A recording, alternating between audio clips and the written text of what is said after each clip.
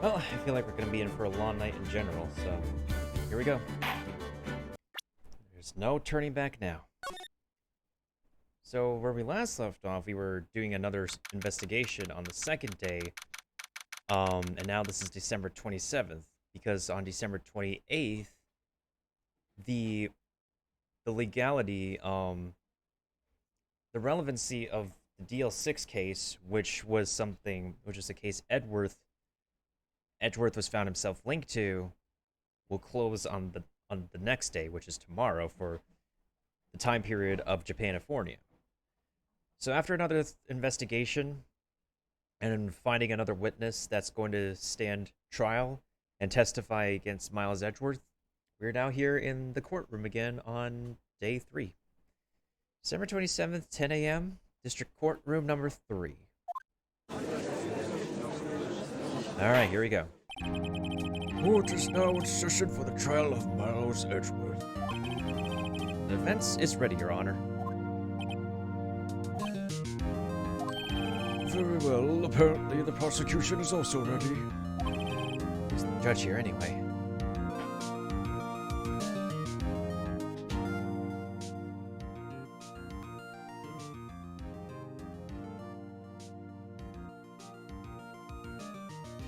Yeah, 30% should be okay. Mr. Von Karma, your opening statement. Very well, no opening statement, so... Not so fast, Judge. I was making a meaningful pause before speaking.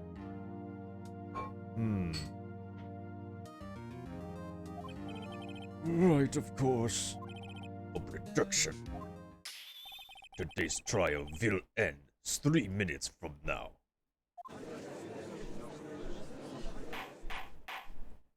Order!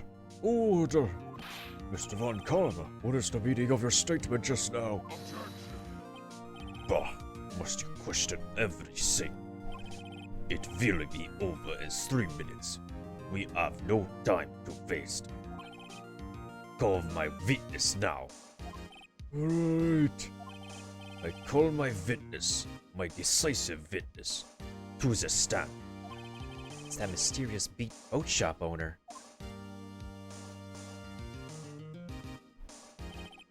Witness, state your profession.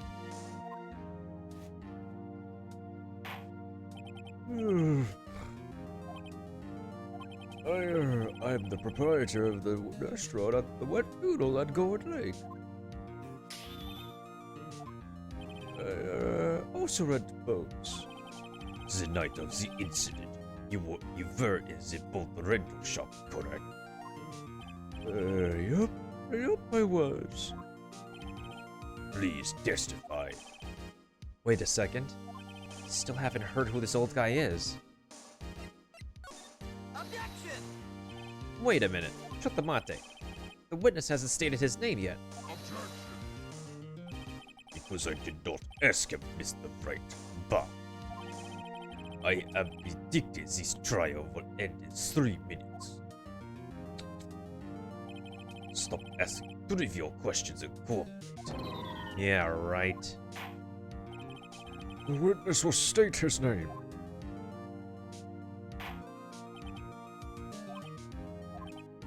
Well, I'm not really sure. What do you mean? Memory. Your Honor, the witness does not remember anything beyond the last several years. Ergo, he can't recall his own name. He can't recall, you say? Yes, but the incident in question took place 3 days ago. He can testify. Very well. Let's hear his testimony, then, shall we, witness? Witness's testimony the night of the murder. It was the night of the 24th, just after midnight, I was in a restaurant where I rent boats as usual. I heard a bang, When I looked out the window, I saw a boat just floating out in the lake. I heard another bang. Just about then, the boat comes back to shore and a man walks by my window. Very well. I'd like to begin the cross-examination. Oh, come on, Von Karma. There is nothing to question in my witness's testimony. Ergo, no need for cross-examination. Besides, there are only 10 seconds left before our 3 minutes are up. Judge, your verdict now. Yes, Mr. Wright. What are you saying? Of course I'll cross-examine the witness. Very well. You may begin.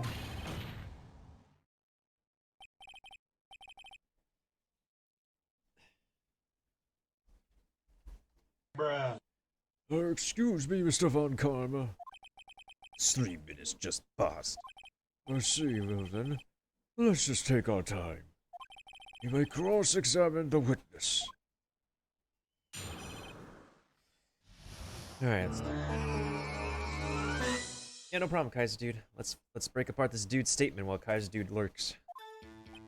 It's the night of the... Oh! My lives reset! Yes, I have 5 lives again. Perfect. Okay.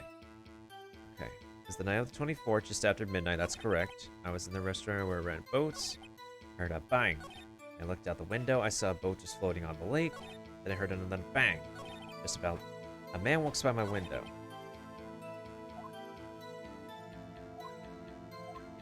Alright, so I'm gonna have to keep on pressing.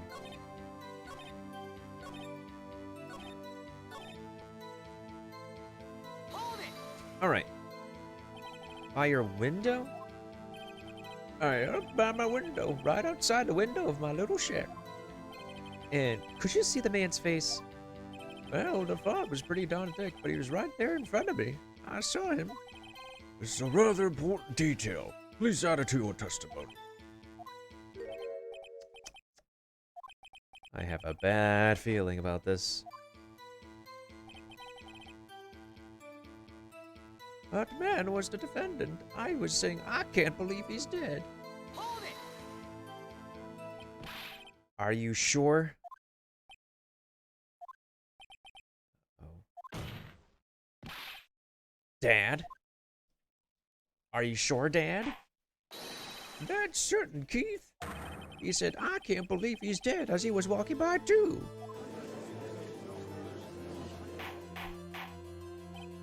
Witness, are you sure that the person you saw was Miles Edgeworth? It was him, that Edgeworth boy!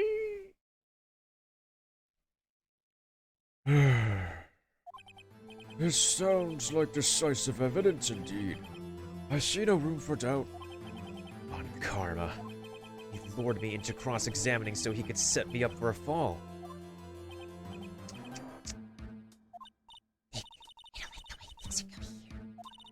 Everyone in the courtroom is glaring at us. I'd better act quick or this trial is going to be over. Objection! Your Honor, it proved in yesterday's trial that it could not have been Edgeworth who fired that gun.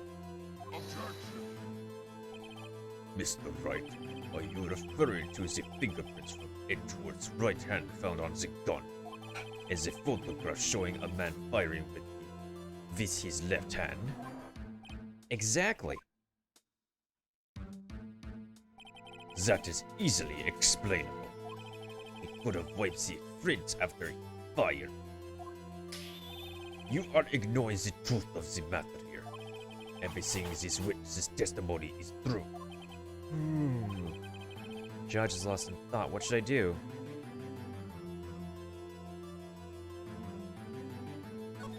Objection! Your Honor, this witness claims that Edgeworth said, I can't believe he's dead. But his word is all we have. If you were telling a lie...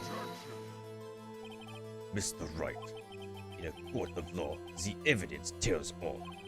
Apparently, you have yet to reveal even this basic fact. You say his testimony is a lie, show us proof. Do we have evidence? It's no good. There's nothing I can do. Are you sure? To be honest, I don't know what to do anymore. Princess, please. Pescate. 3 minutes was perhaps too high an expectation. However, 15 minutes isn't bad. This must be new record. Enough. The witness may leave the stand.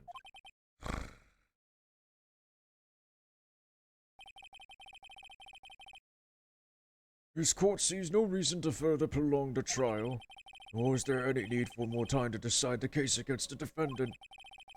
This case is extremely clear. I see no room for misinterpretation of the facts. Oh, God. It's too quick to get to a verdict. Oh no! The court finds the defendant, Mr. Miles Edgeworth. Guilty. Wow.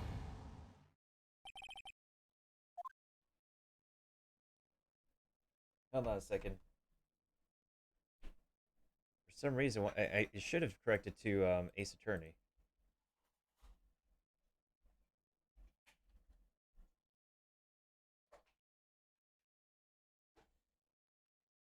It's an OBS thing. It's an OBS Twitch thing, Curry. Sometimes when I change the game category, Twitch just changes the game back to the previous game. It's nothing like... I asked the people on OBS about it. They said it's a Twitch thing. Okay, so basically... I need to actually wait for the judge to respond after the second time?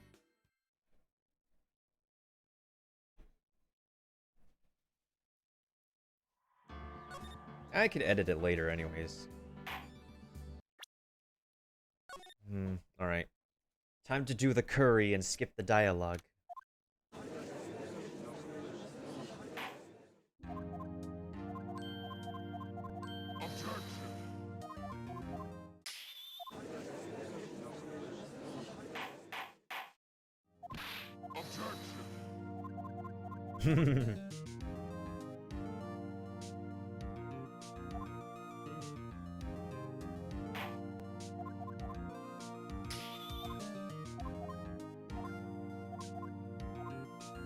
Alright, what happens if I still let it slide?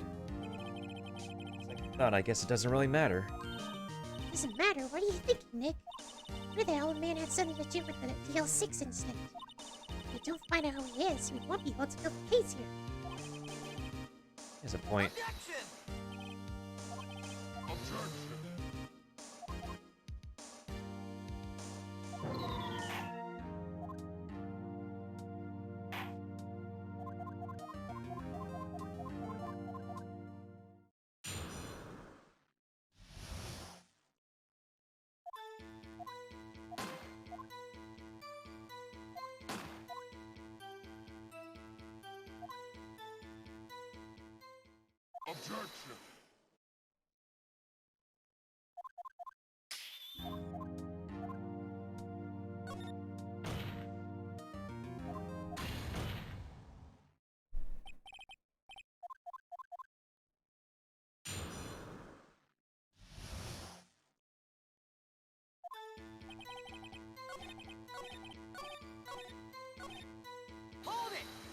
So we have to keep on pressing here because we don't have decisive evidence to that can contradict his statement.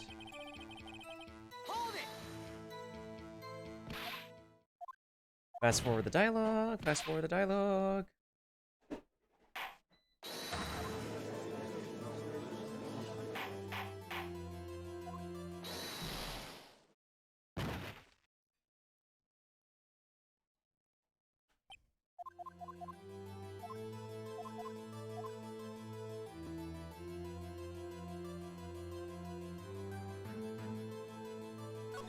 Objection!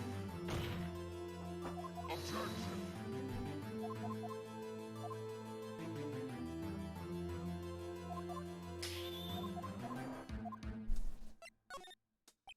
I can't see any room to raise an objection. Better hold back and see how things develop. Nick, you have to do something. Stay quiet now. Mr. Edgeworth will be found guilty for sure. It's no good. Really? Is he actually guilty?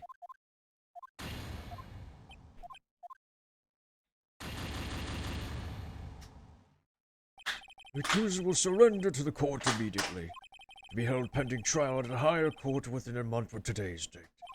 That is all. This court is adjourned. Chotamate.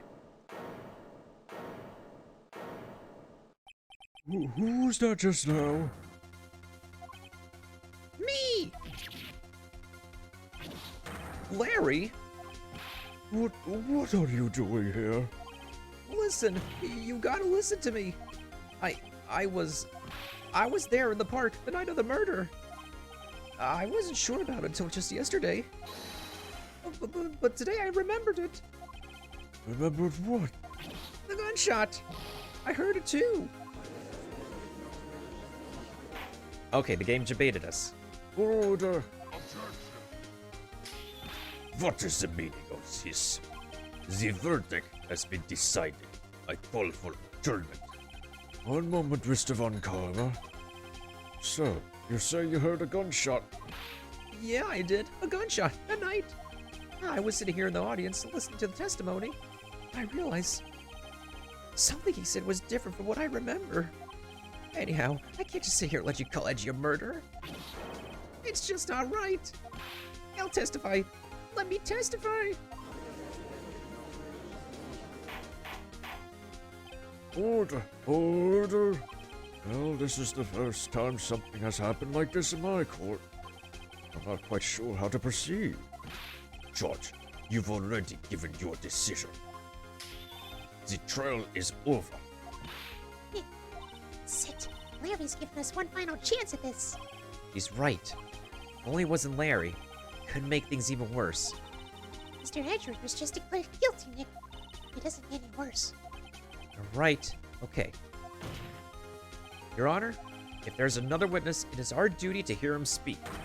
Right here, right now. A waste of time. The verdict cannot be overturned.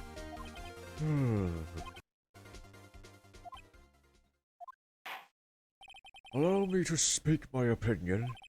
In all court proceedings, it is our duty to prevent an inaccurate verdict. In order to make sure no mistake has been made, every witness should be heard. What is this? I withdraw my previous verdict of guilty. Mr. Von Karma, I order you to call this new witness to testify. Now. Nani? The court will adjourn for a 5-minute recess. After that, we will hear this new witness. Court is adjourned. Oh, thank goodness. Larry saved us.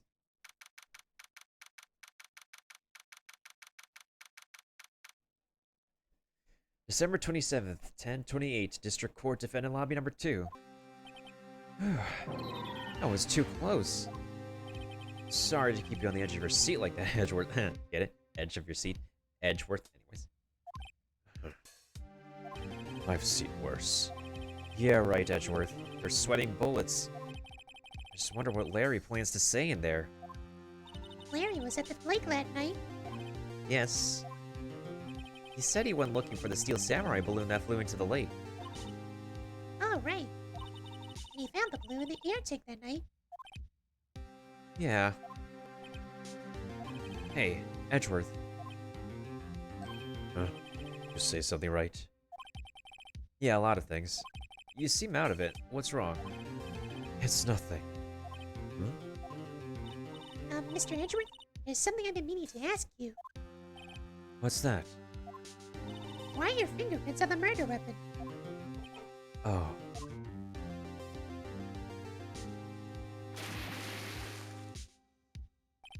When he fell into the lake, I went into a daze. I couldn't understand what had happened. I couldn't think straight. Then I saw the pistol lying on the floor of the boat in front of me. I picked it up without thinking. I didn't have a reason, really. I see. Right. Yeah? This might be our chance. Our chance? Von Karma's only ever run perfect trials. Perfect trials? Perfectly prepared witnesses. Perfectly complete evidence. That's the secret to his success. This is the first time he's ever had to deal with something unexpected. He has to let someone he hasn't even talked to testify before the court.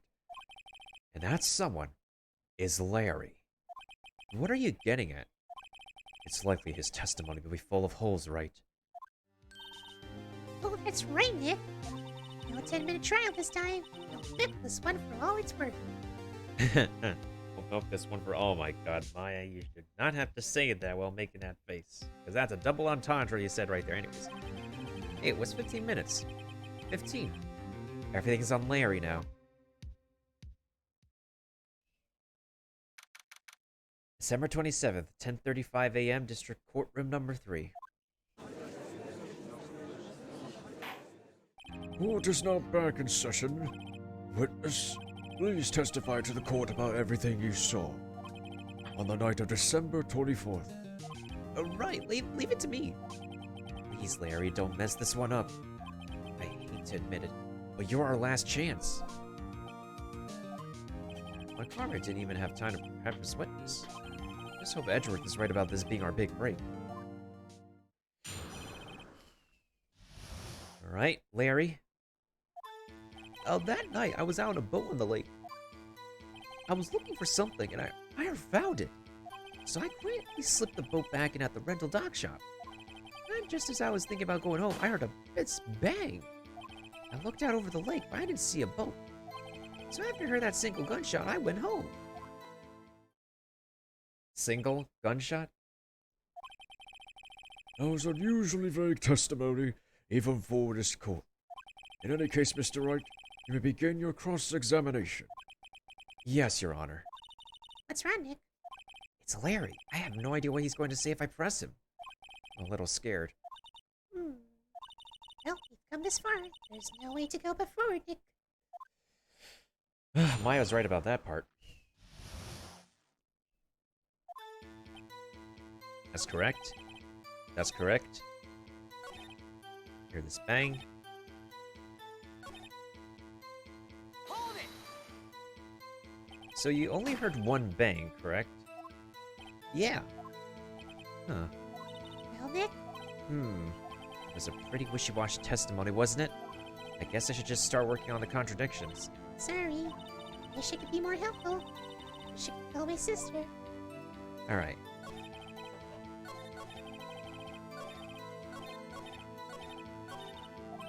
So that means the last part, because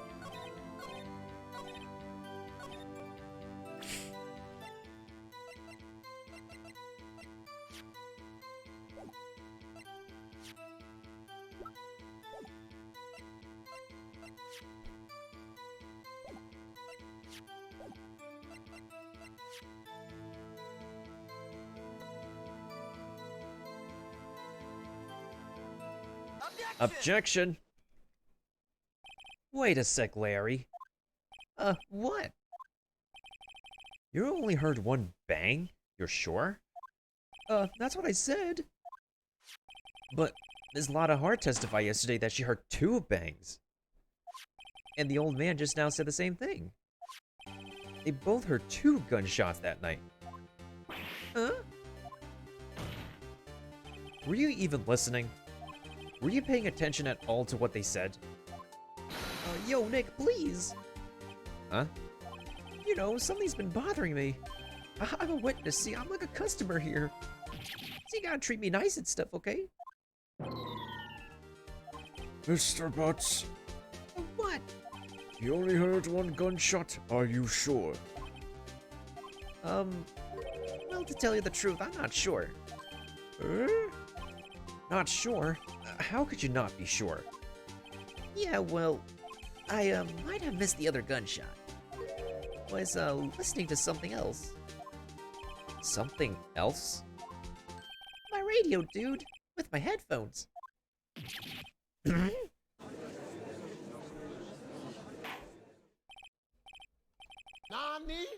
Order, order, and stop that booing. Mr. Butts, you were listening to the radio with your headphones. Yeah, so what? That's a crime? I listen to my radio. Everybody listens to the radio. What's the big deal? Mr. Von Karma, your opinion? Waste of time. I do not accept this witness, nor his shoddy testimony. Well, Mr. Wright, should he continue the testimony? Your Honor, please allow the witness to continue his testimony. Bah! Nothing is more pitiful than a lawyer who doesn't know when he's lost. Very well, Mr. Butts. Please give your testimony, and be sure to include details like your radio. All right, leave it to me. Yeah, we're at this part, Kaiser, dude. The game debated us with a guilty verdict, and then Larry jumps in. I wouldn't if there were any other way out of this, believe me. Alright, well, so Larry said he heard one gunshot. We have two testimonies that say they heard two gunshots. It's lonely being alone on Christmas Eve. That's why I was listening to an all-request show on the radio, see? I was listening to a real booming loud, like, I'm sure I heard that gunshot. I remember exactly what the DJ was saying when I heard it, too. You were listening to your radio at a high volume? Yeah, what's the big problem? Can't a man listen to his radio in peace? Isn't this a free country? I truly believe Larry has no idea what the problem is. George, can you believe a word this witness says? What he heard was probably nothing more than a drumbeat from the radio. True enough, it is difficult to believe this testimony. Objection! Wait, Your Honor. The witness said he remembers exactly what the DJ said when he heard the gunshot. Excuse me, DJ? An announcer. The guy who says things on the radio. Anyway, what this means is, when he heard the sound, no music was playing. The DJ only talks between songs, so he could have heard the gunshot from the lake. I'd like to cross-examine the witness, Your Honor. Very well, Mr. Wright. I can't believe I'm continuing this charade. Oh, boy. That's good.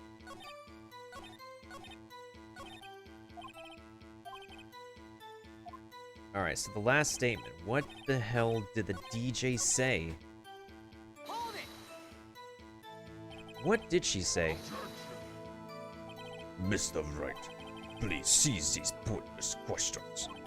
What possible good would knowing what the radio DJ said to us? Indeed, Mr. Von Karma has a point. I'll allow the question only if you see some reason why we should care. We should care.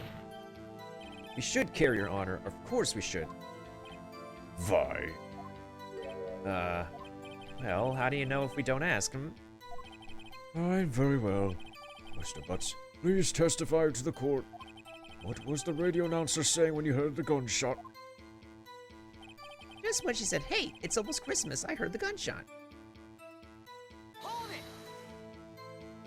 Are you sure? Of course I am. She said this real sexy, she had this real sexy voice. Maybe Von Karma's right, I'm not sure about this at all.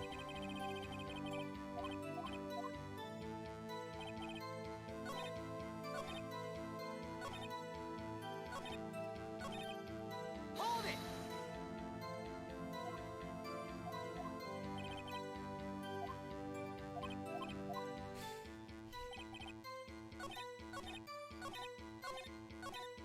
It's almost Christmas, and then you wait a minute.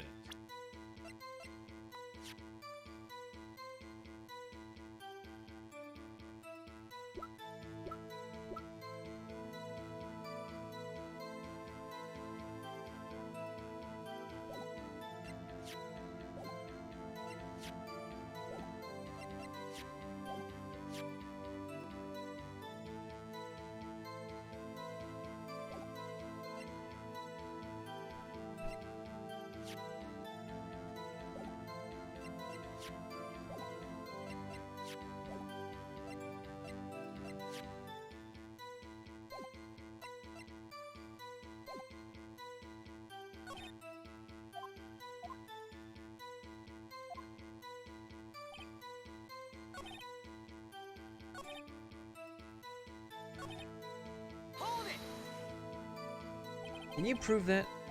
No, of course you can't. Nah, I can't prove it, but I remember that movement. Oh, and very clear, dude. I mean, while I was talking about it, it came back real clear to me, you know?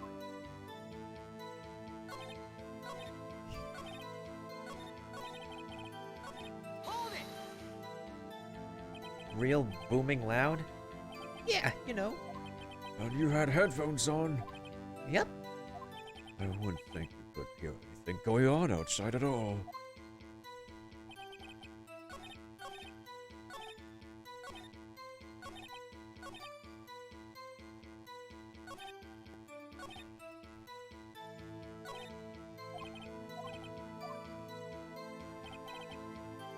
Hold it! Hold it!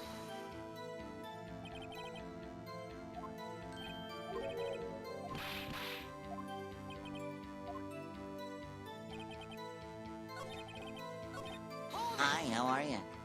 Wow, what's up, Hotbox? Do you by any chance remember the name of the program you were listening to? This has nothing to do with this case, Your Honor. Objection sustained. The witness was listening to the radio.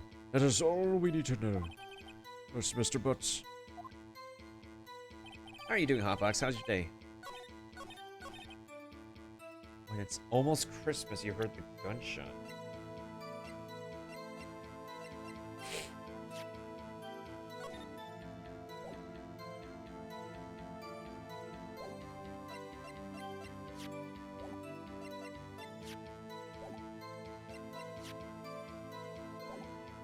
The only thing I could think of is that this photo contradicts what Larry's saying right here, because there's a gunshot in this photo and it was taken at 12:15 a.m. So that's the only thing I could think of. Objection! Objection! Larry, are you absolutely sure what you're saying is correct? What's with the face? You look scary, dude. Also, Kaiser dude, while you were away, I just found out that my lives reset from 2 lives to 5 lives again, so we're good.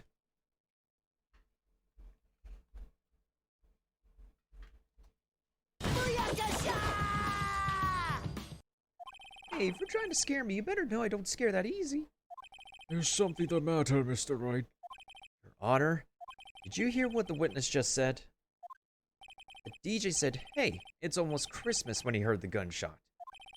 Indeed, and? Cowabunga. Almost Christmas means it wasn't Christmas. Do you realize what this means? When he heard the gunshot, it was still Christmas Eve, December 24th. That would seem to be the case, yes. But he should have heard that gunshot after midnight. This photograph is irrefutable proof of this fact. Let's see what the time was on the photo taken when the gun triggered Miss Hart's camera. December 25th, 12:15. 15 minutes after midnight on Christmas Day. This is a clear contradiction, Your Honor. Order! Order! What does this mean? The 2 prior witnesses heard gunshots after midnight. However, this witness says he heard a gunshot before midnight. George, the answer is simple. The current witness is plainly mistaken. Hey, thank you for adding in the points, Keepa. Just look at him. Suspicious. What? I'm sure Larry would be like, What? Well, Mr. Wright, what do you think about Mr. Butts' claim he heard the gunshot before midnight? Larry's right, actually. Larry's not mistaken, Your Honor. He heard that gunshot before midnight. Intriguing. I'm assuming you have evidence for this vile claim. Yes, I do. Show me evidence there was a gunshot before midnight. There we go. Take that! This photo. Look at this photograph. Look at this photograph. This was taken by our witness yesterday, Ms. Lotta Hart, with her automatic camera. The timestamp on the photo reads December 24th, 11:50 p.m. Huh? Well, there's nothing on the lake in this picture. Your Honor, The real issue here is not why nothing is shown in this photograph. It is why this photograph exists at all. What do you mean? Your Honor, this photograph was taken by an automatic camera. That camera was set to go off in response to loud noises. Correct. There was a loud noise in the lake at 11:50 p.m. That is why this photograph was taken.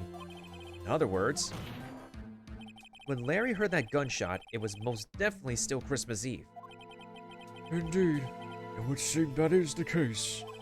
And where does that leave us? Mrs. Hart testified that she heard the gunshots after midnight. Are you claiming she was mistaken? Not at all, Your Honor. Not at all, boy. I mean, not at all. Boy. SpongeBob reference. I know you're part of Nickelback. Look. It is a fact that the camera also triggered at 15 minutes after midnight.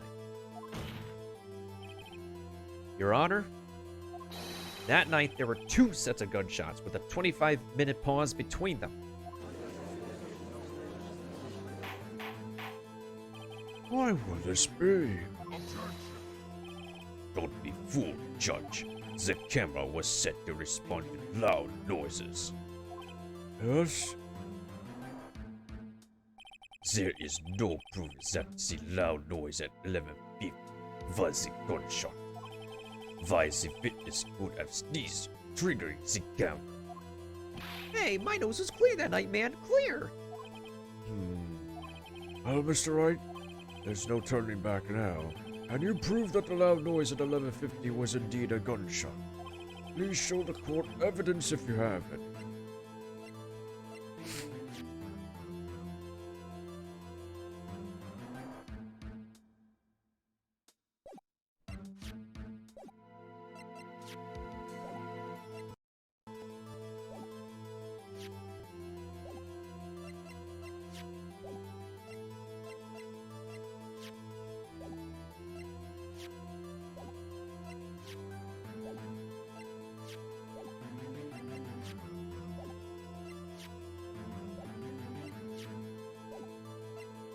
The only thing I could show is probably the gun, because it says here the gun was fired 3 times. 3 times in total.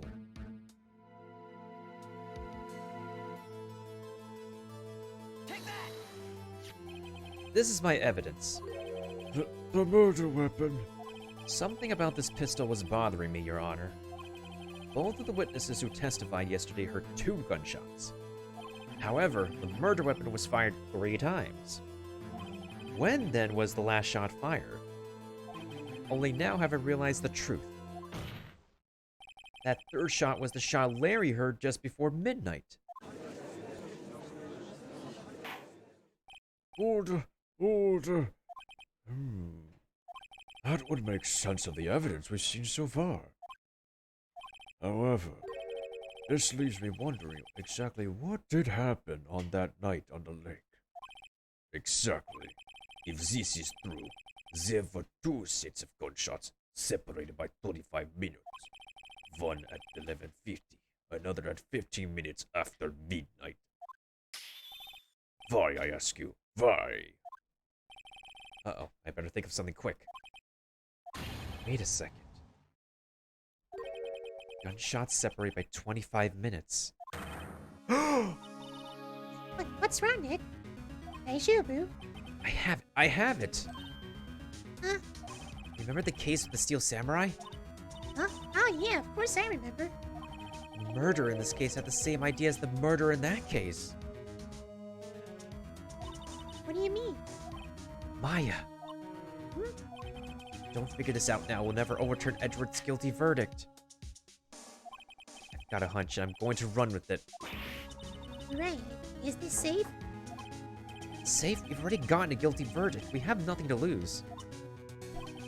Just watch and let me know if I say anything that sounds fishy, okay? Wait, Nick. Your Honor? Yes, Mr. Wright. Testimony just now has cleared up this entire case. What do you mean, Mr. Wright? So, you finally realize the truth. There can be no other murder here than Miles Edgeworth himself. Wrong, Von Karma. A man was shot that night, but it wasn't Edgeworth who did the shooting. Listen. Take a deep breath and consider the facts. At the time of the murder, one boat was on that lake. That was shown by the witness's photograph. The defendant, Edgeworth, and the victim, Robert Hammond, were on that boat.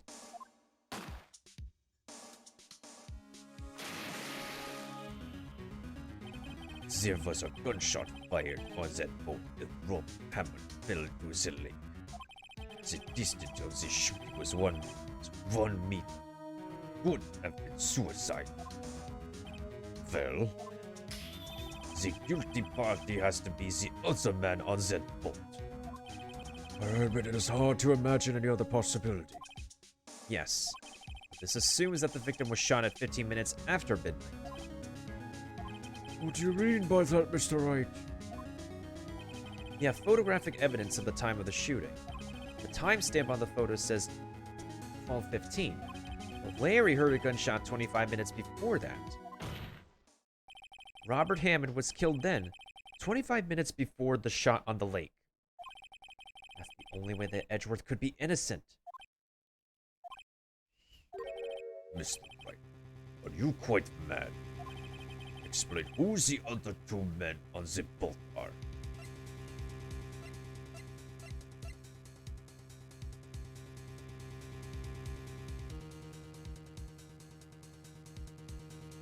Edgeworth and the actual murder.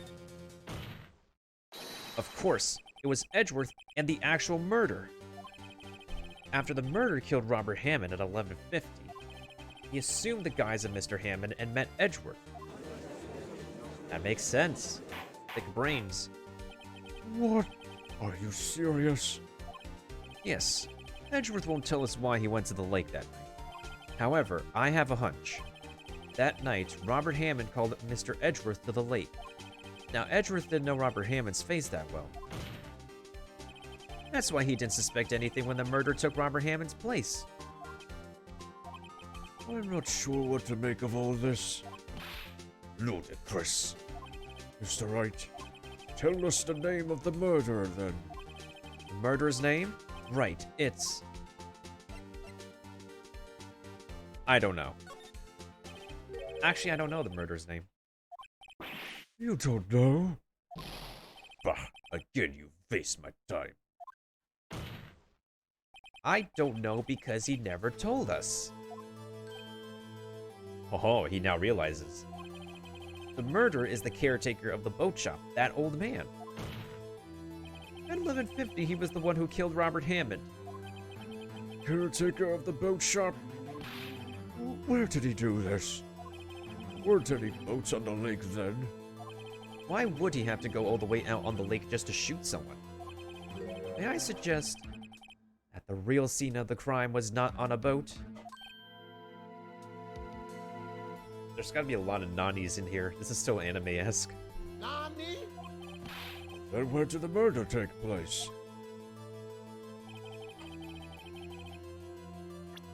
Obviously the boat shop. This is where the actual murder took place. Take that! Here, of course, the boat shop, where he lives. That way he could meet with the victim without anyone suspecting. Oh, no sus. Do you have proof that the boat shop was the scene of the crime? Recall Larry's testimony, if you will.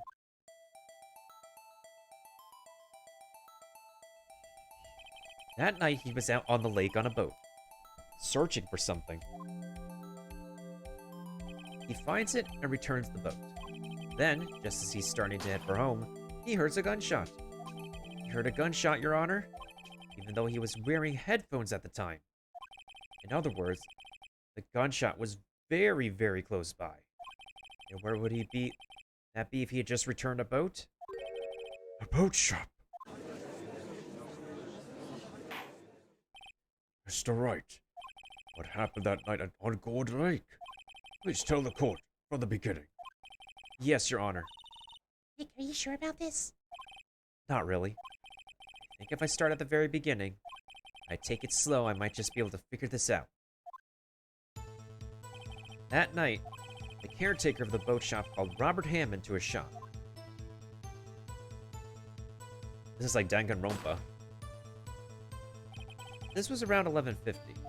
That was when the gunshot that Larry heard was fired. After that, the caretaker put on Robert Hammond's coat. He became Robert Hammond. Then he got in the boat with Edgeworth and went out into the middle of the lake. And who fired the pistol on the boat, Mr. Wright? Of course, it was the murderer who shot the pistol. He shot twice. Both missed Edgeworth on purpose. Hi? Why would he shoot twice if he didn't mean to hit anyone? Details. Know this, Mr. Wright. The moment you run out of explanations is the moment you lose. Tell us why the murderer had to fire twice. To create a witness, of course. I believe he shot twice to create a witness, Your Honor. Create a witness. The murderer lifts his pistol and fires one shot. That ensures that anyone who heard the shot would look at the lake. Indeed, Miss Hart did exactly that after hearing the first gunshot. Next, the murderer waits a bit and he fires again. Then,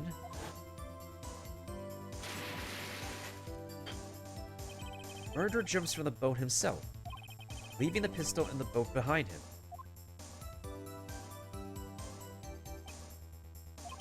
I see. There's someone looking for the edge of the lake. It would appear that one of the men on the boat had shot the other. The murderer didn't know about the automatic camera, of course. That's why he shot twice to draw attention to the boat. Once you realize that, everything else falls into place. The boat shop caretaker swam back to his shop. Then he put Mr. Hammond's wet coat back on the body and threw the body into the lake. This is what happened, Your Honor. These are the events that transpired that night on Gourd Lake. This was like a total Danganronpa moment, honestly. Are you going to be asking for evidence to back it up? Bailiff, bring out the witness from before. The boat shop caretaker, quickly.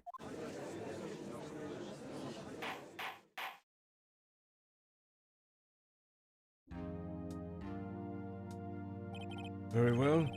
While we are waiting for the caretaker, I would like to ask the defendant Miles Edgeworth a few questions. Mr. Edgeworth, please take the stand. Mr. Edgeworth, you heard what the defense has said? Yes. Well, why did you go to the lake that night? What Wright said was mostly correct. Astonishingly so, actually.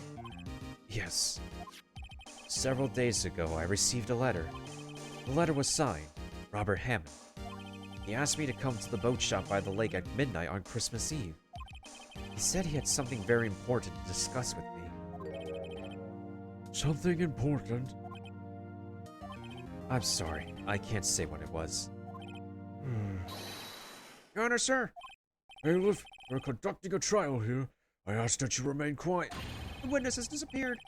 He hasn't at the boat shop either. What? What should I do? Find him, quickly. We cannot allow him to get away.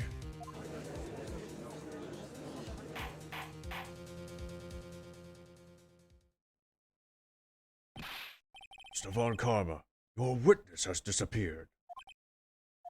A search warrant has already been issued. It goes without saying that I cannot declare a verdict under these circumstances. I'll extend the trial until tomorrow, the final day allowed. I request that the police department utilize all its forces to find that witness. Am I understood? One more thing. But who is that boat shop caretaker? I think his identity has become very important in this trial. I want him, and I want to know who he is. Very well. Court is adjourned. Oh my. Now it's 1:22 p.m. on December 27th. Yay, Nick, you did it! Yeah. Well, at least we got out from under that guilty verdict. And what about Larry? That was something else. Even Karma didn't know what to do with his testimony. Larry helped us out. Sure, once I sifted through his unique testimony. Still, he did save us. I just wish our cases weren't so down to the wire all the damn time. I know what you mean. Sometimes I feel like it's us on trial instead of your clients. Hey, Edgeworth. Mr. Edgeworth? Did you say something? Don't look so pained. I mean, it looks like you're probably going to get off the hook. You could try to smile just a little. Relax. I'm sorry. I fear it's not over for me yet. What do you mean? Right. There's something that's been troubling me for a long time now. I don't know whether or not to tell you. Edgeworth? No, so little time left. I want to tell you to get it off my chest, but I can't make up my mind. What is this about, Edgeworth? It's a nightmare I've had. A memory of a crime that I committed. A crime you committed? A memory of a murder.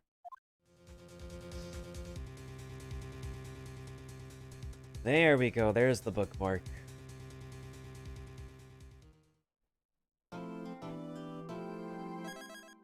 Oh my god. There's like, what, 2 to 3 parts left of this case? December 27th, 2:11 p.m. Wright and Company Law Offices. What was Mr. Edgeworth talking about?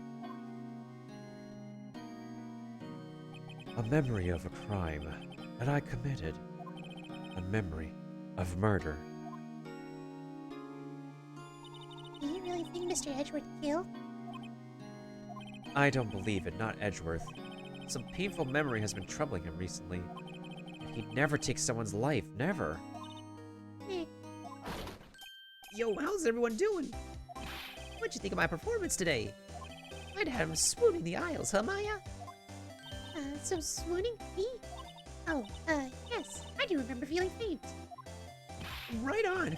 Tell me the truth. It's like love at first sight, right? Right, Nick? Me? Well, oh, maybe my heart skipped a beat or two. I think you'd do better than that. Come on, I saved Edgeworth in there, dude. Edgy. You guys should have been bowing before me. Yeah.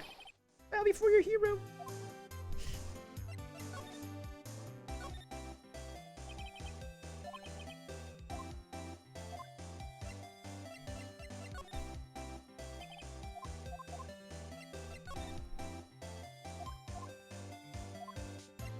Ugh.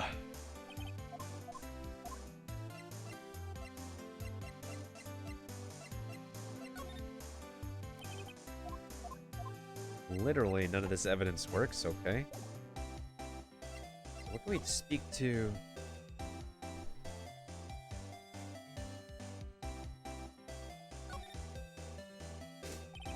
Larry, you really helped out in the trial today.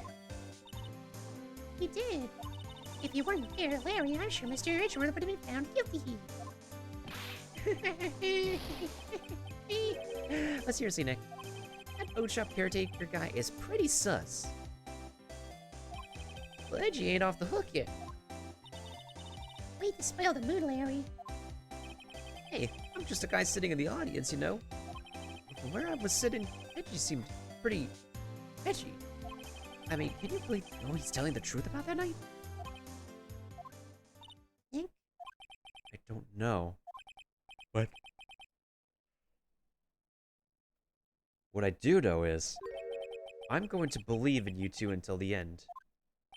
Us two? Edgeworth, then. Who else? You mean me, right? Nah, he means me, right, Nick? Yeah, you, Larry. Me? Why you, Larry? Actually, yeah, why me, Nick? Enough with the silent treatment. Nick, why do you trust Mr. Edgeworth so much? I mean, he's changed recently, true. But when we first met him, he was kind of a jerk, don't you think? You didn't know him back then. Back when he wanted to become a defense attorney. Wait, is that when you two were classmates? Yes, in grade school. They saved me. Miles and Larry. They saved me and I'll never forget it. That's why I became a defense attorney, you know? Nani? Hey, Larry, what's he talking about? Sorry, I kind of forgot. Okay, Nick, out. I'm going to hear the story today, and that's final. Okay. It's kind of a long story, so hang in there. Oh, no, not another long story for the sake of panning out an actual long story already. Actually, I'm gonna quote that.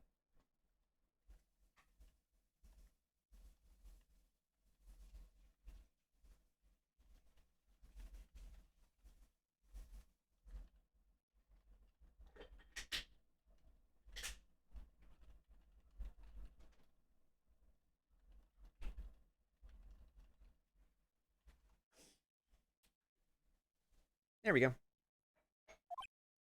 It was the very end of 3rd grade. I was on trial, a class trial.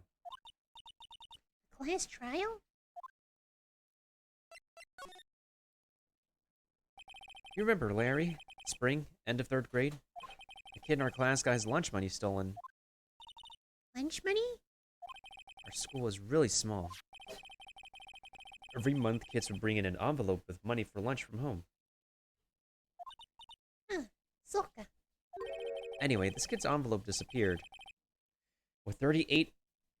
Ooh, that's some fancy money for lunch. With 38 American dollars still inside? Oh yeah, now that you mention it, I do remember that. I can see why you forget, though. We were out of school that day. Anyway, the envelope had been stolen during PE class. I was coming down with a cold, so I skipped PE that day. Who'll bring $38 for lunch? That's a very good question, Hotbox.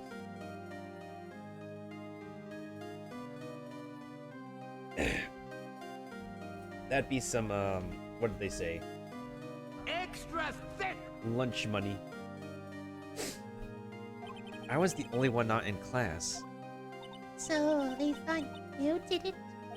Yeah, the kids in class said I should be put on trial. Trial? The next day we held a classroom trial, with me as the defendant.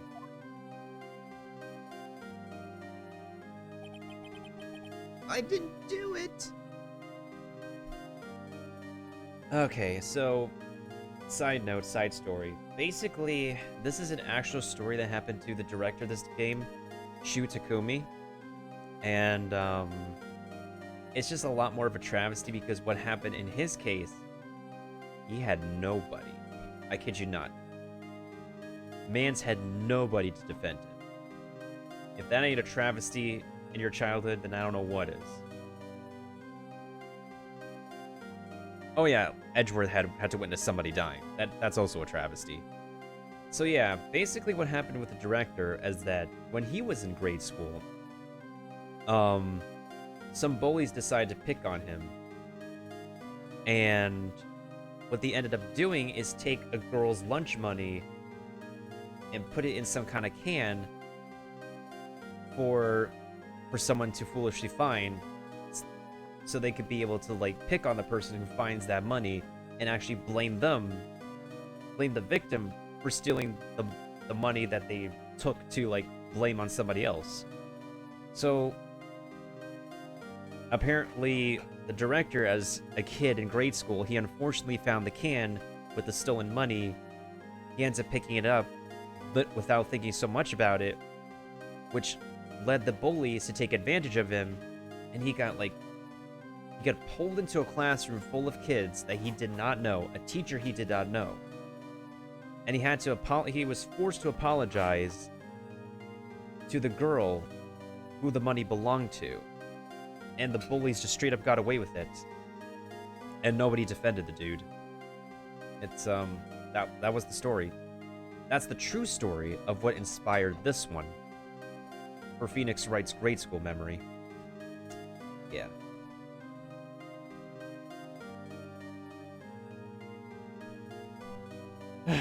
Yeah. I need a moment, folks.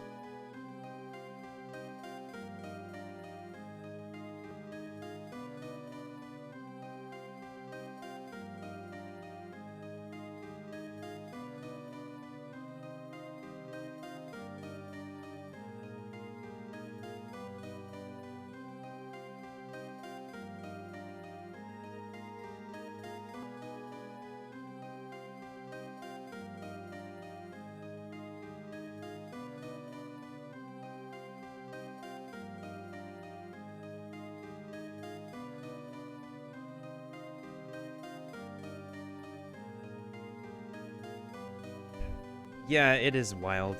Sorry, I'm just in the middle of rehydrating and munchings.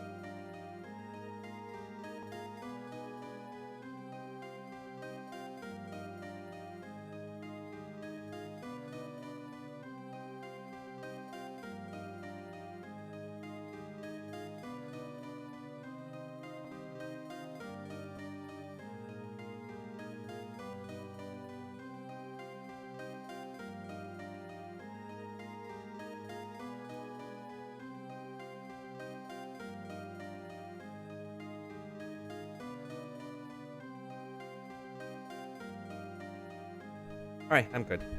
Anyways, so Phoenix said that he didn't do it. Guilty, he did it. Guilty it was you, thief. Give the money back. You're such a meanie. Don't play with him. Just admit you did it. You can't hide the truth. Tell us the truth.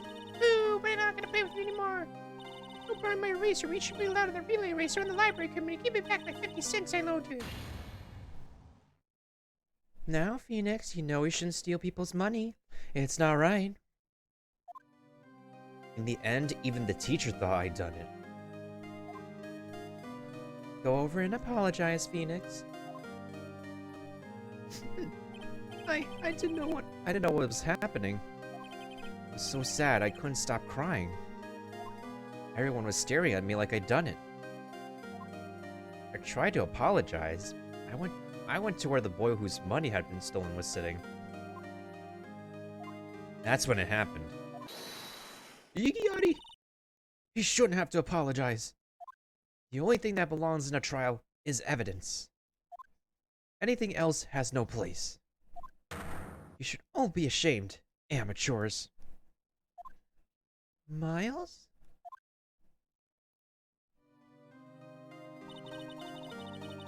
It wasn't you who stole my money, was it? No. Then you shouldn't apologize. Everyone's been shouting you did it, but no one has any proof. That is why, Your Honor, this boy is innocent. Miles, it was your money that was stolen. Yeah, he did it. He's the one. You don't need proof. Make him say he's sorry. Why don't you all just shut up? Hey, it's Larry. That's how it always is. Everyone getting up and picking on one person. Just think how he feels. He said he didn't do it, so he didn't do it.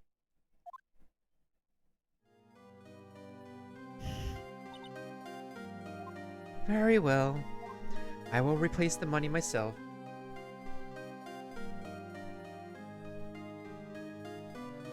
Does my audio go tomo arigato beep boop bipato? I mean, it could be like an internet thing. Could be a bandwidth issue on your end. This past trial is over. But yeah, this is a really sad story. When the director actually had nobody, literally had nobody to defend him. And, like, even his committee, like, even his production staff was like, are you sure you want to put this in the game?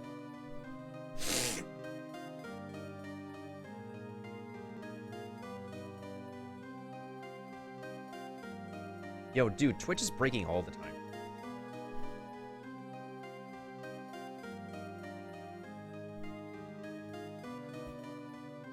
And that's how it happened.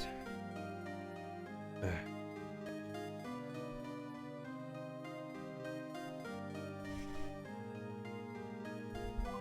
After that, the three of us were the best of friends. Wow, I had no idea. Yeah, I had no idea either. I mean, I forgot. That's when I learned what it meant to be alone. Totally alone, without a friend in the world. Did a good thing, Larry. Yeah, well, I was just lucky that I took the day off from the school. If I'd been there, they would have thought I'd done it. So I took it kind of personally, you see. If something smells, it's usually the butts. Anyway, Edgeworth and I talked after that class trial. That's when I heard his father was a defense attorney. I remember his eyes would shine when he talked about his father. I'm going to become a defense attorney, just like my father. A famous defense attorney. Then, a few months later, he transferred to another school. The DL6 incident. Right, I'm not sure, but the transfer probably had to do with his father's death. It's so sad. It was several years later when I heard Edgeworth's name again. There was an article about him in the newspaper. The deadline was something like dark suspicions of a demon attorney. Fabricating evidence, manipulating testimonies, covering up facts. The article said he'd do anything to get a guilty verdict. Anything. But why? What happened? I mean, that's not the Edgy I used to know at all. That's what I thought too. I tried to get in touch with him I don't know how many times. He never replied. I guess he didn't want to see his gold-toed friends. I could just drop it though. I wanted to meet him to learn why he had become who he become. That's when I decided. Hey, you don't mean? That's why? That's why he became a defense attorney? To meet Edgeworth?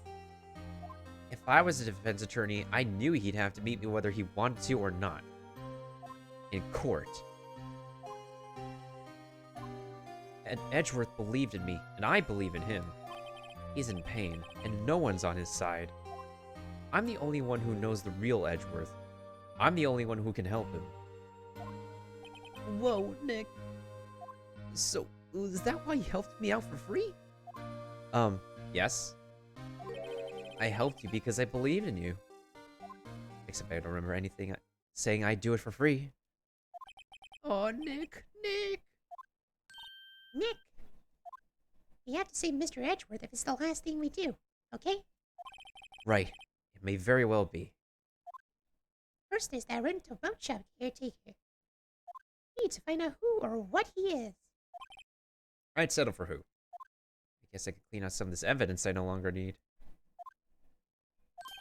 Okay, Ikazoo.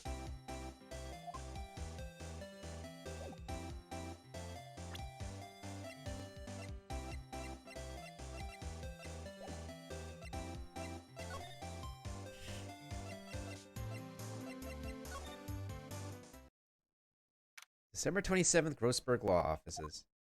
He's out again. When does he work anyway? Now, don't be harsh. Guess we'll have to come back later.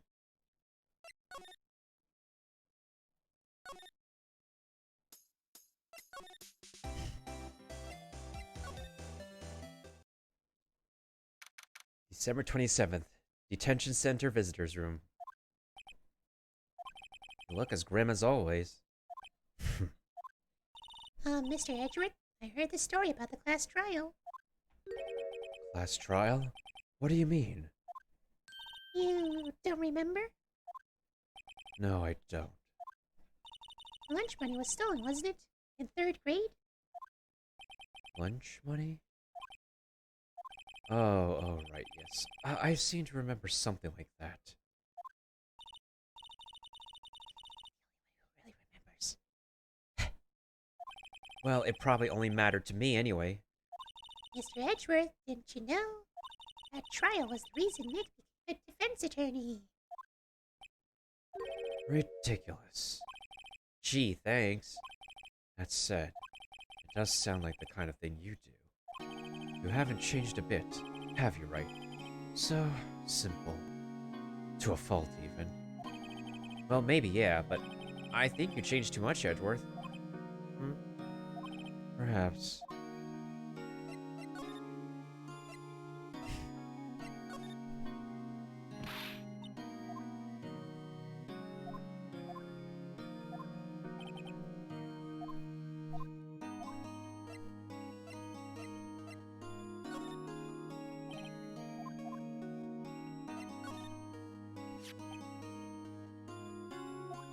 It was that case that changed my life. Tomorrow on December 28th, its statute of limitations runs out. Tomorrow, that be a coincidence? But even if the case is finally closed on paper, it will never be erased from my memory, ever. Poor Mr. Edgeworth.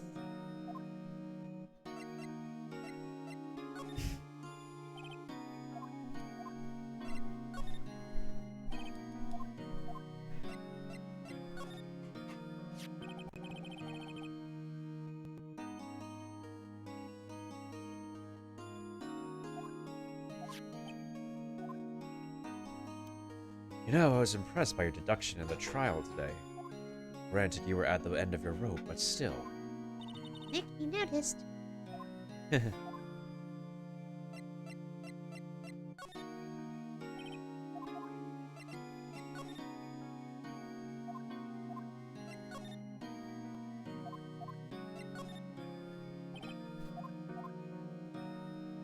Sweat, sweat.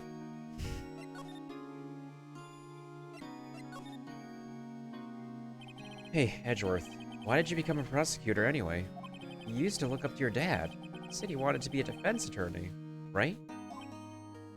I couldn't let myself deny reality like you.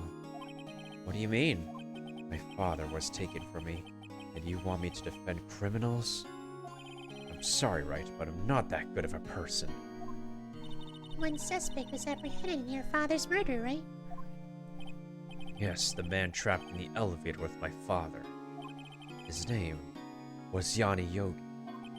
He had to be the shooter, any way you look at it. Yet, he was found innocent. The defense attorney got him off the hook. That would be Robert Hammond. That day, 15 years ago, the three of us were trapped in that elevator for 5 hours. When we were rescued, we all suffered oxygen deprivation. I lost all memory of the murder. Lost your memory? Even now, I can't recall what happened in that elevator. That was the crux of Yogi's attorney's argument in court. He claimed Yanni Yogi had not been of sound mind due to the oxygen deprivation. Yogi was released due to a lack of evidence. Innocent. What if he is actually innocent? That's when I changed my mind. I started to hate defense attorneys. What's your relationship with Von Karma, then? He's my teacher, and a man who deserves respect. I learned everything I know of court techniques from him. So he's like my sister was to you, Nick. He is a perfectionist in all things. In court, his personal life. He's obsessed with doing everything perfectly. Perfectly, huh? In all the cases he has taken on, none were left unsolved. Not one suspect was declared innocent. Ever. But that's... I know. It's possible some of the suspects were indeed innocent. However, it is impossible for us to accurately determine that in every case. All Von Karma does is his job, to find the suspect guilty. Perfectly. In any case, it's nigh well impossible to find a weakness in him. Should a weakness appear, he would do everything in his power to make it go away. Edgeworth, if what you're saying is true, you're headed for a guilty sentence tomorrow. He's right. Now's no time to praise the enemy, Mr. Edgeworth. It's a strange situation in which I find myself, I'll admit. No kidding.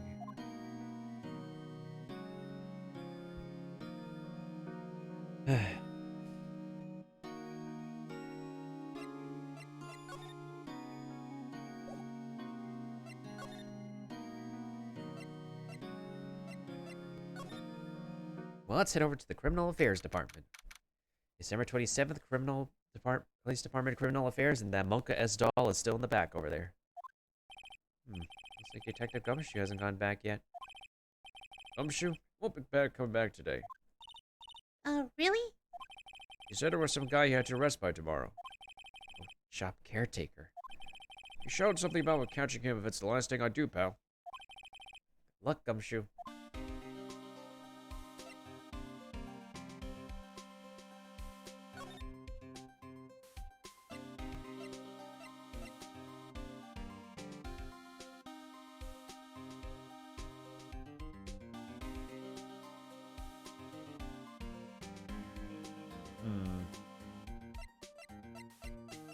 Let's see here.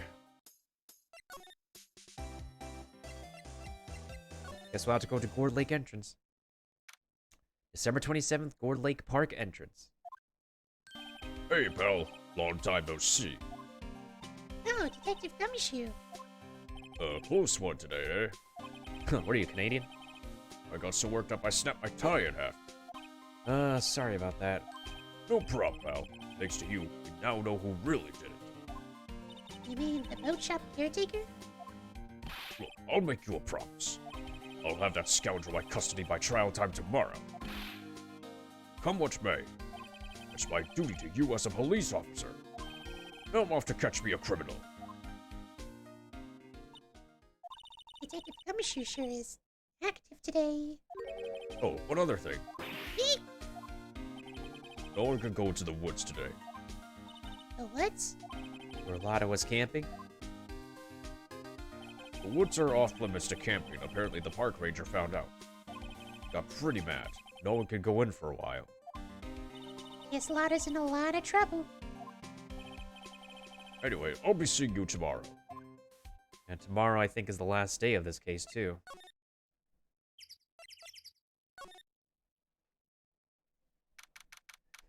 December 27th, Gourd Lake Public Beach. Huh? The steel eyesore is missing.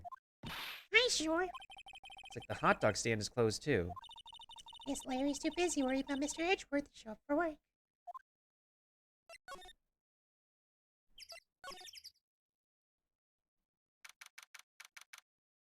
December 27th, boat rental shop. An old caretaker got away. Yep. I never imagined he might be the real murderer.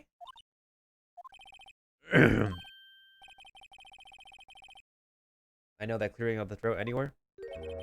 Oh, hello. What might you be doing here? Out for a walk, hmm? Ah, the days of my youth, like the scent of fresh lemon, you see. Mr. Grossberg. This is no time for idle reminiscing. Mr. Edgeworth's trial ends tomorrow. That is true, yes. From what I saw of today's trial, Edgeworth should be fine, right? Well, I'm not so sure about that. Oh, what do you mean by that? Well, I'm not sure. If you find anything out, come by my office at once. I'd be able to offer you some assistances.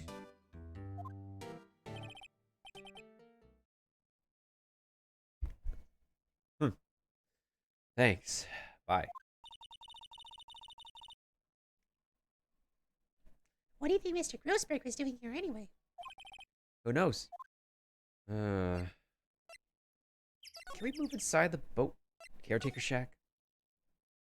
Oh, the parrot is still here. Yeah. Nobody's home. Hello, hello. Squawk. Hey, it's Polly. I wonder where your owner's gone, Polly.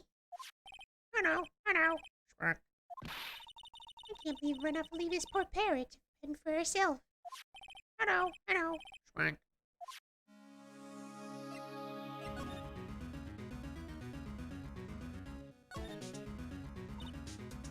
Reminds me, Nick, Polly here knows the number to the safe, right? Yeah, that's right. Polly, what's the number? 1228. Squawk. Let's open it, Nick. Come on. Sure, there isn't any money in there. Hey. It's a lock, right? Must be something of value in there. Not so sure. Okay, Nick, let's see what's in there. Guess there might be a clue or two. The only thing here is a letter. Letter? Boring. There's no name or signature on this thing. It's handwritten in very precise, clear letters. Get your revenge on Miles Edgeworth. Edgeworth! Nick, why would Mr. Edgeworth's name be on here? How should I know? I'm going to read the whole thing. Get your revenge on Miles Edgeworth. It also says this is your last chance. Now is the time to get revenge on the two men who ruined your life. The rest of the letter goes on to describe the murder plot in detail.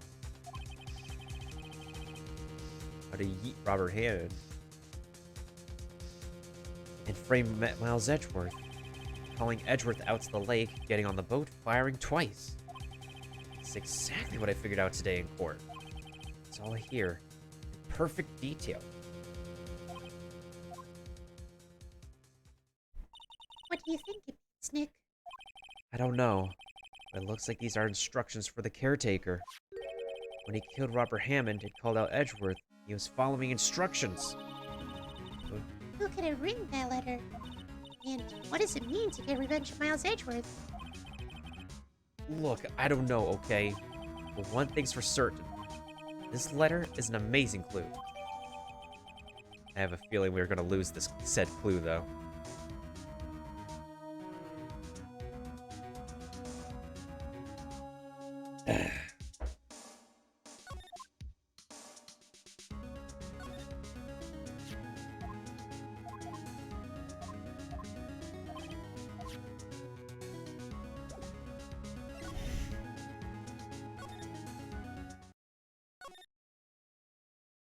Well, we found something from the boat rental shop.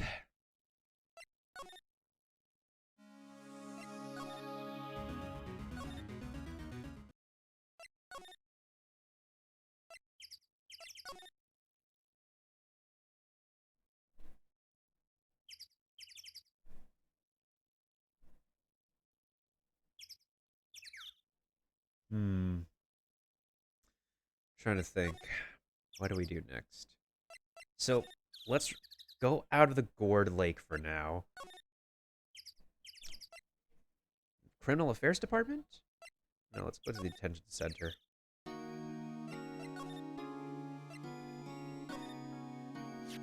Edgeworth? See this letter? This came out of the safe in the shack where that boat rental caretaker lives. I see. He realizes something. Revenge? On me? Who's that old guy anyway? I don't know. Maybe an innocent defendant you got declared guilty or something? Nice, right. I don't remember that old man. Not at all. So he was following this letter then? Which means there was someone else behind it. Now is the time to get revenge on the two men who ruined your life. Two men. Meaning myself and Robert Henn. Nelson says this is your last chance. Chance? Wait, maybe. He's talking about the statute of limitations and the DL6 incident. Wait. That old man. What is it? Do you know who he is? Yogi. Could he be Yogi? Yogi Bear. Yogi? The suspect in the DL6 incident. The one who was found innocent.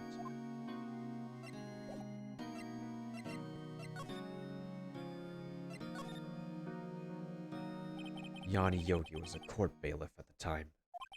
We just happened to be in that elevator together 15 years ago.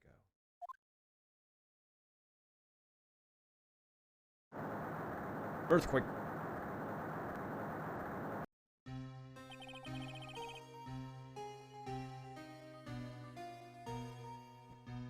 The quake was incredibly strong. Before I knew it, everything was dark. We were there for so long it felt like forever. The air thinned, and the darkness closed in on us in that little box. We became unsettled. Help, I can't breathe! Why? I said quiet. You're not making this any easier.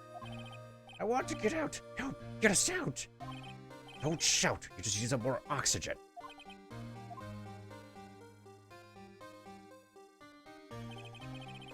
That's all I remember. When I came to, I was in a hospital bed, staring up at the ceiling.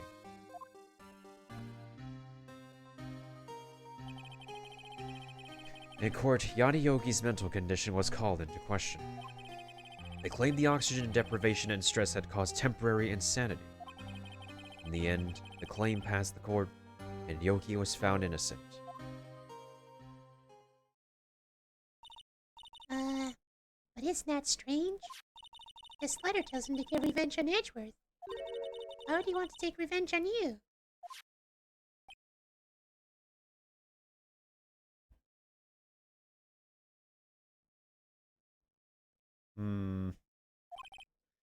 Right.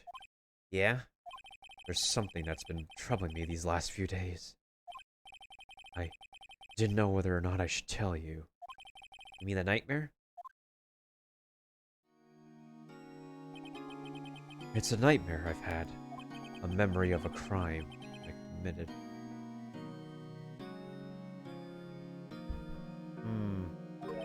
A crime you committed. A memory of a murder. I think the time has come to tell all.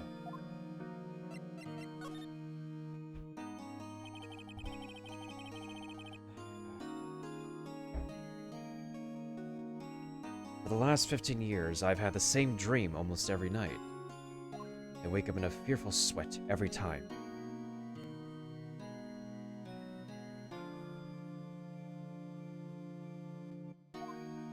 What kind of dream? It's a dream about my father's killing. In the dark.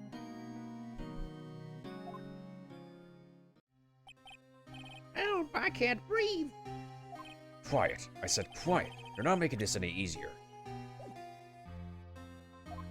I want to get out. Help, get us out. Don't shout. You'll just use up more oxygen.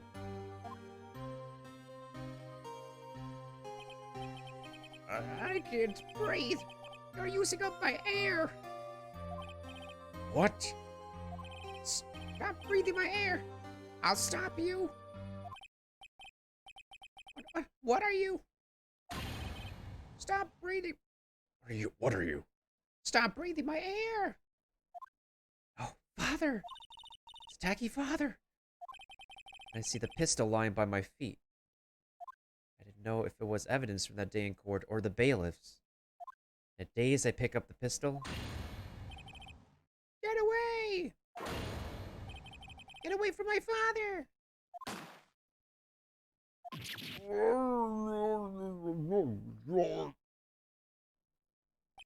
And with that scream, I wake. It's a bone-chilling scream. A scream that has rung in my ears for the past 15 years. What? It was a gamer noise scream. Someone's into gamer noise got triggered by a bullet. That's like one of Hotbox's signature noises. It's that kind of scream because it's a ninja scream. It's a gaming noise scream. It's a phase range scream. It's an actual scream. Emma. That's just a dream, right? Right? That thought is the only thing that's kept me sane for the last 15 years. What if I'm wrong? What if it's real? They say that sometimes people shut out memories in self-defense. Maybe it's I who killed my father.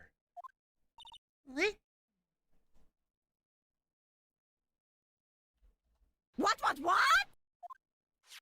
If you think about it that way, this letter makes sense. Get your revenge on Miles Edgeworth. Think about it. Yogi was really innocent. That's why he wanted revenge against me. Wait, Edgeworth, you mean... It was me. I was the true criminal of DL6.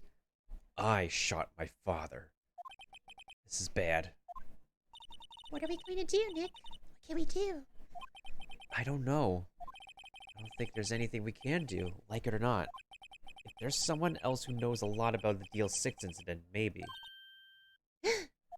There is, Nick. There is someone else who knows about DL6. So we gotta talk to Marvin Grossberg again? It seems self-explanatory, at least. December 27th, Grossberg Law Offices. Ah, Mr. Grossberg. hello there. What's wrong? You look troubled. No kidding. I mean, no I can't believe you're not. My. Just calm down. Tell me what's happened, young lady.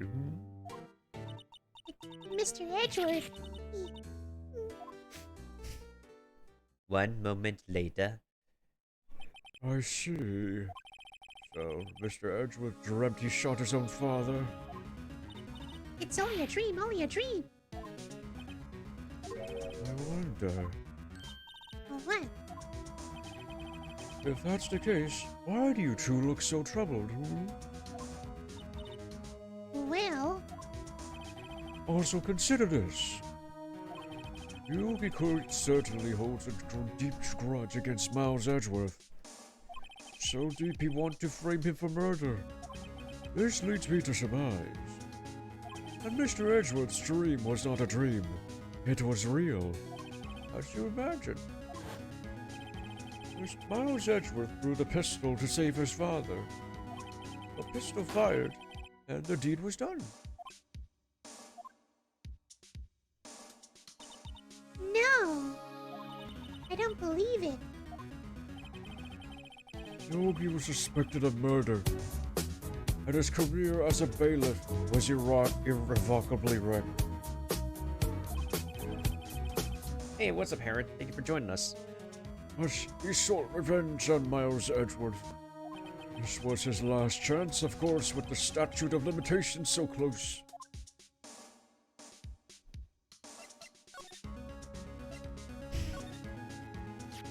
Oh, so this is the letter? It does seem that Yogi was following this letter when he killed Hammond.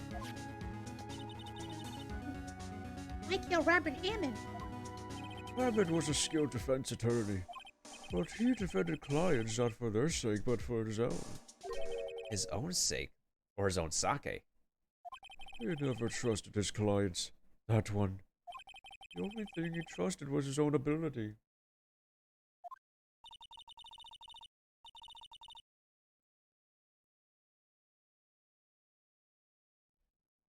Welcome to Brawlstock. What is Brawlstock? Like he got his client found innocent, so why should it matter? Actually, my dear, it's quite different. He won that innocent verdict for no one but himself.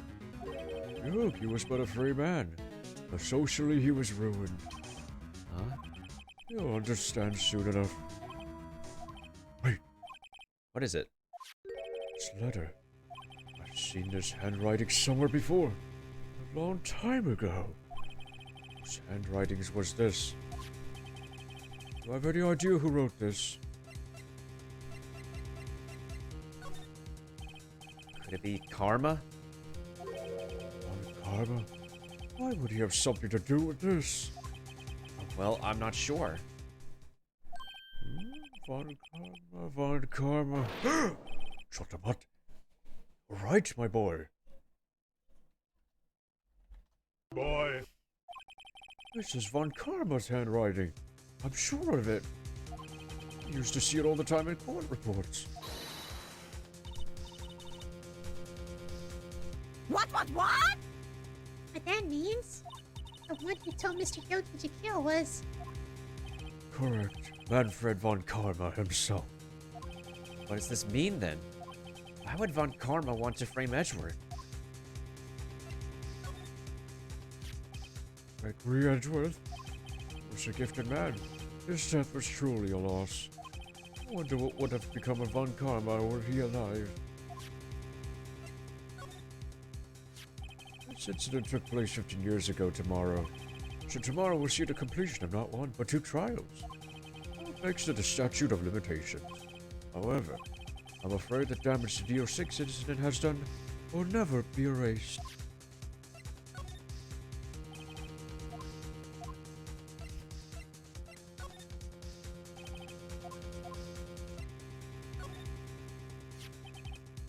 In any case, it's good that the one shooting isn't Miles. You bet it's good. Can't believe the fiendish planning that went into this murder. He almost fell right into his trap.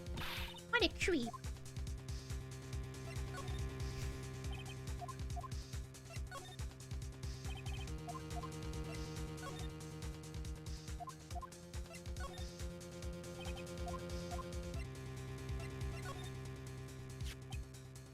She was a beautiful woman. I'm really sorry about what I did. Huh? Sorry about what? I think I'll stay out of this one.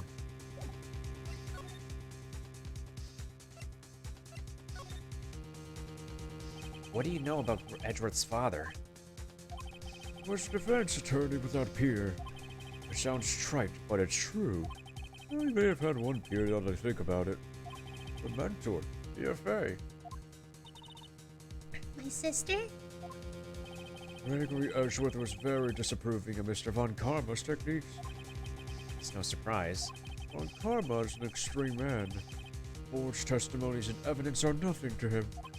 The result is a perfect win record in court. Beat him. Gregory Edgeworth tried to call attention to his methods. And? He lost, and died in despair as it were.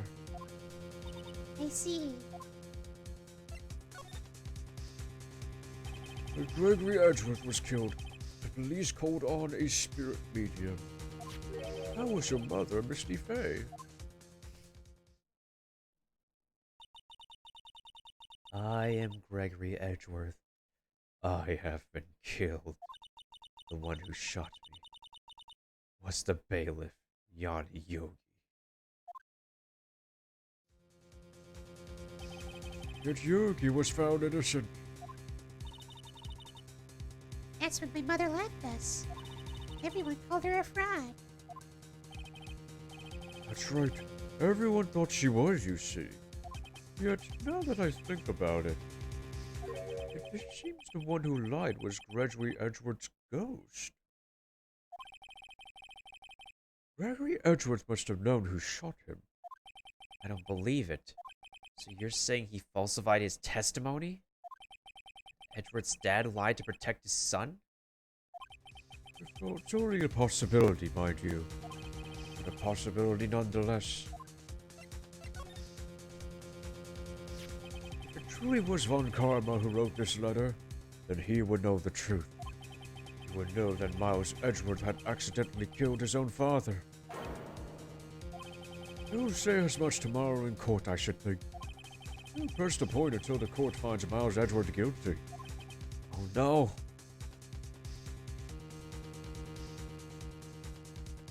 Oh, no! But how could Von Karma know about Mr. Edgeworth's past like that? Even Mr. Edgeworth thought it was just a nightmare. That I do not know. But I do know that Von Karma is both persistent and a perfectionist. He may be seeking to satisfy a grudge against Gregory Edgeworth by hurting his son. What do you mean? It was 15 years ago. Von Karma met Gregory in court, and Von Karma did win, but he didn't make it through the trial unscarred. What happened in the trial between Edgeworth's dad and Von Karma? Von Karma got the guilty verdict he wanted. He won the trial. But Gregory Edgeworth accused Von Karma of faulty evidence. When he lost the trial, Mr. Edgeworth's accusations stood. Faulty evidence? It was the only penalty Von Karma has ever received in his career as a prosecutor. Gregory Edgeworth dealt a blow to his perfect trial record. Wow. It must have been quite a shock for Von Karma. He took a vacation for several months after that, you see.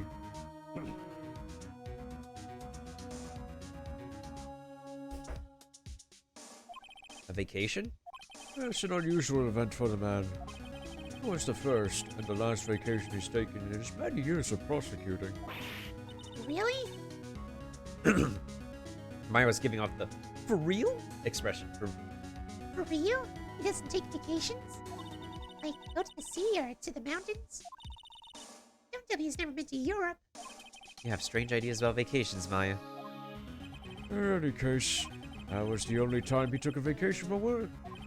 I believe the penalty upset him quite a lot. Odd.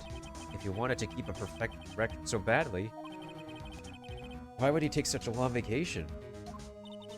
What do we do, Nick? Von Karma is going to bring up deal 6. You can bet on it. What if Mr. Edgeworth pleads guilty to deal 6? I won't let him. Yes, Mr. Wright. I hate to say this, but even accidental murder is murder, you know. I know that. I just believe in Edgeworth's innocence. I can't believe he'd kill someone. Nick, Mr. Edgeworth admits it himself. His father must have lied to protect him from me on the grave. I don't care. I know he's not guilty. Mr. Wright, if you say so, I suppose I could go check again. The police files might hold something of interest. Mr. Grossberg, thank you. I can't promise anything. In fact, I think the chances of finding something are slim. Wakata. Police materials. We got one more place to go, folks.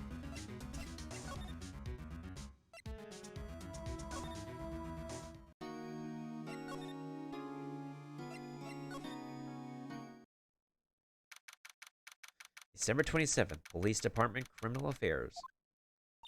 There's hardly anyone here. Everyone must be out looking for the old guy, except for the people who have to stay behind here. Ah, it's you. I don't think Gumshoe will be coming back today.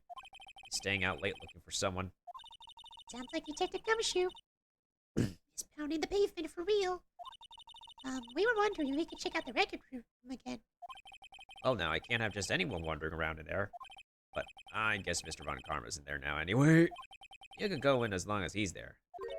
Fun Karma? Yeah, see, he's just arrived, actually. Von Karma's in the records room. Heck, let's hurry. Ayaku. This is not going to end well. December 27th, Police Department Records Room. Nasty as always. You were only here just yesterday. I'm sure they just haven't had time to clean... What's wrong, Nick? Nothing. I was just noticing that he isn't here. My Karma. One of the drawers is open, though. Huh? One of the drawers here is open. Someone must have been looking in it recently. The label says unsolved cases. Evidence. Unsolved cases? Nick, the file for DL6. It's completely empty. Wait. Nani? What are you doing in here? Fun Karma. You. How do you know my name?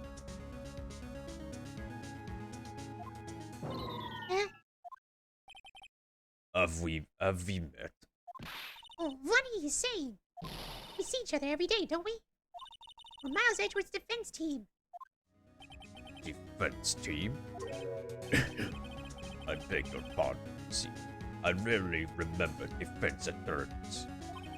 They are like bugs to me. Needless things. To be crushed. I could see how this guy was Edgeworth's mentor.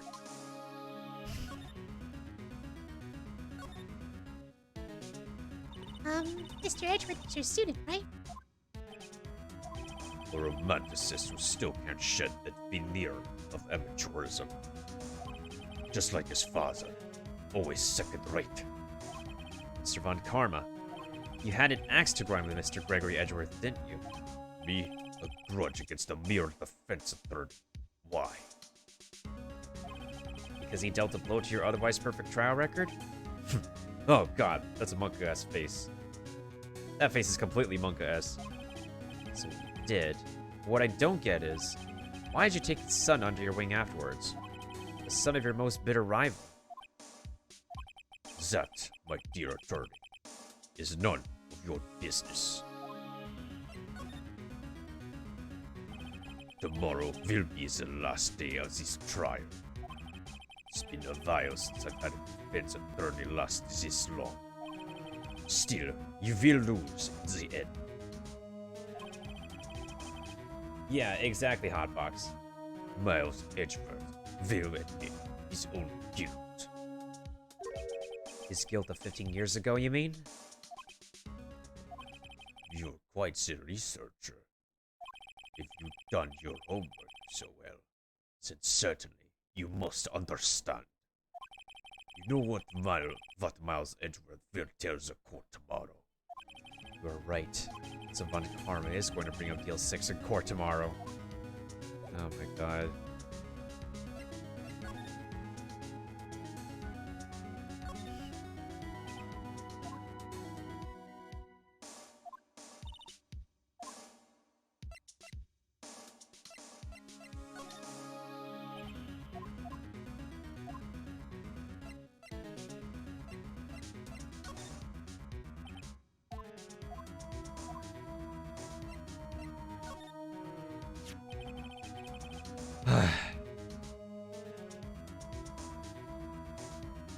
I'd hate to do this. I know he's gonna do something to us. The look on his face means he's gonna do something to us. Mr. Mr. Von Karma, have a look at this as much as I regret it. I will regret this very moment in my gaming life.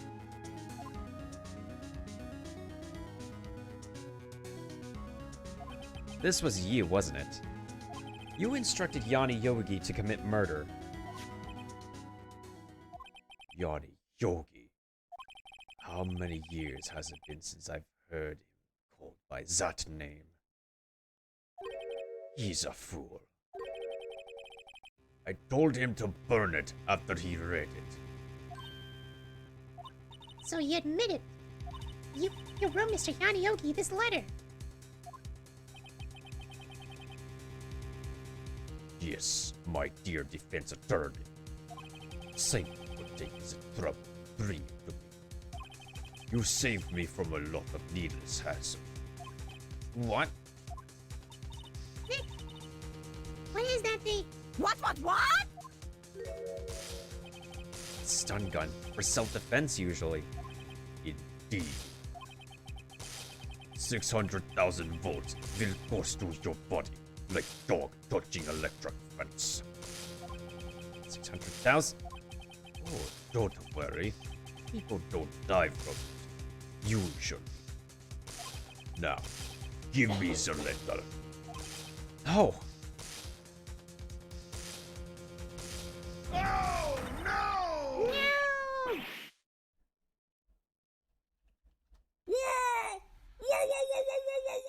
What are you?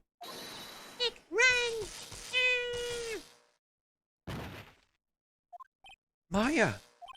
Out of my way.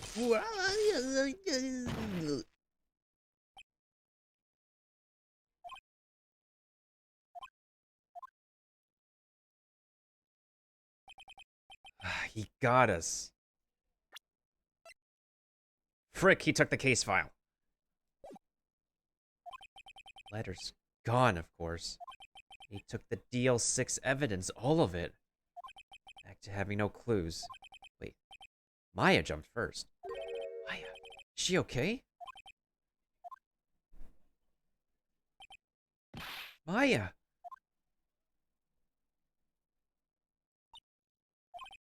Maya, open your eyes.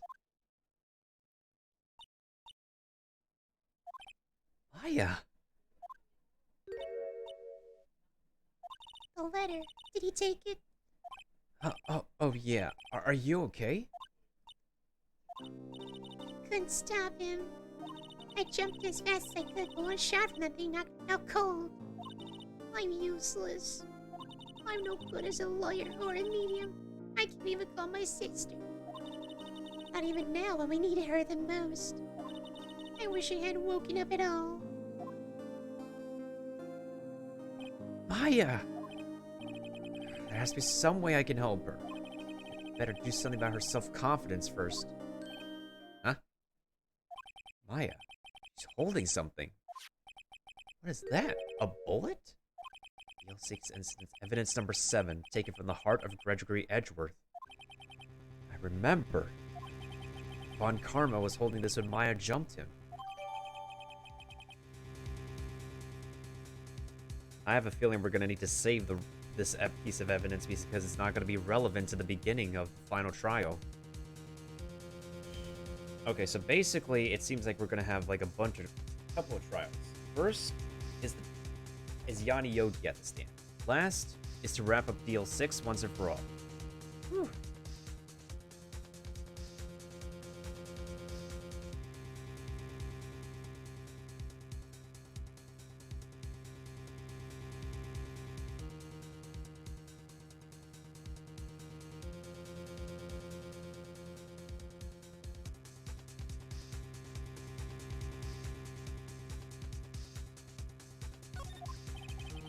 Prove it to you, Maya. You're most definitely not useless. I'll prove it to you in court tomorrow. Alright, this is it. Think we're done with investigations for now. This is it. It's getting serious.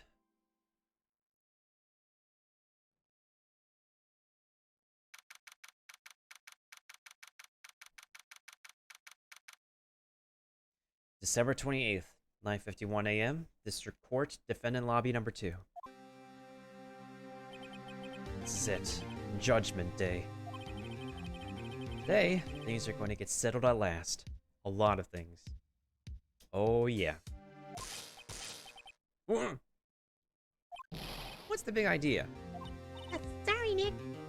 I only touched your shoulder. I guess the shock hasn't worn off my run-in with the sun gun yesterday. Anyhow, today's the last day of the trial. Good luck, Nick. Somebody! Yeah, thanks, Maya. Edgeworth is looking gloom as always. I hope Von Karma doesn't push him too hard. Whoa! What are you doing? Sorry. I'm sorry. Just thought I'd cheer you up with a pat on the back. Maya, maybe she'll go outside and discharge? Right, good idea. Try not to electrocute anyone on your way out. Oh yeah, pal. What's gone into that girl? Detective Gumshoe. Morning, Mr. Edgeworth. Ah, good morning. How'd it go, Detective? Have no fear, as promised, I've catched a runaway caretaker. I just brought him in. Took all night, pal. Thanks, Detective Gumshoe. You must be tired. Actually, after that shock I got on the way in, I feel pretty good. Loki says he's forgotten his own name. That has to be a lie. Why would he want revenge on Edgeworth if he couldn't remember his past? He does remember, and I'm going to prove it. We're going to prove it tonight. December 28th, 10 a.m., District Court, courtroom number 3. Blah, blah, blah, blah, blah, blah, blah, blah. Court is now in session for the trial of Miles Edgeworth. The defense is ready, Your Honor. The prosecution is ready. Right, very well. We have reached the final day of our proceedings in this trial. I ask that the prosecution submit decisive evidence. Understood. Come on, don't be awed into silence by every little thing he says. Very well, Mr. Von Karma. Your opening statement. Right. Thanks to Detective Gumshoe's efforts, the boat rental shop caretaker has been arrested. In yesterday's trial, the defense asserted that the caretaker was the murderer. However, the caretaker has yet to confirm this. I would like to ask the defense to cross-examine as much as necessary. Please bring the witness into the courtroom. Ladies and gentlemen of the court, I believe you all remember our witness. He lives in the boat rental shop on the lake, from where he witnessed the incident. In addition, he has currently lost memory of his name and identity. Witness, why did you run away yesterday? So witness was not running away, as he will now testify. I see. Very well, please begin your testimony.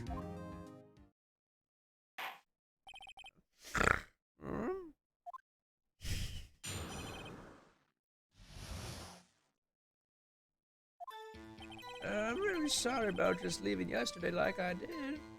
But I was running away or nothing. I went and bought some food for Polly, see? I figure I got nothing to do with this incident anyhow. I mean, I need one of those motive things, right? I don't got one. So my testimony yesterday stands as is. Hey, what's up, Benny? Very well. Let's begin the cross-examination, shall we? He has to know his name. Yanni Yogi. You're Yanni Yogi, and I'm going to prove it. Alright, let's see what we need to press.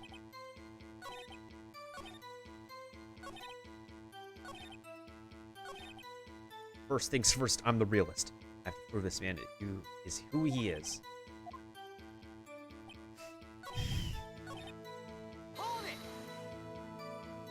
Food? Well, Barry's a bit of a gourmand, you see. He only eats those high-quality bird pellets from France. They only have them in the big pet shop downtown. But you weren't arrested until this morning. Why didn't you go back to the caretaker's shack? Well, I kind of got lost, you see. The witness has trouble remembering things sometimes. When the police apprehended him, he was on his way back to the shack. Yeah, right. Nice try, Von Karma. No one's going to believe that. Oh, I see. So he was lost. Please, Your Honor, come to your senses.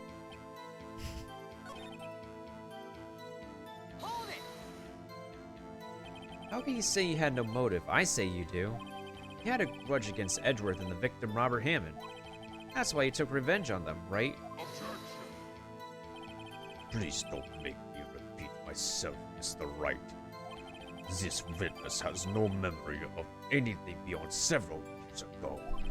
He can't hold a grudge. It's impossible. Proof he's lying about his memory. Otherwise, it's going to be the same thing over and over until the trial ends.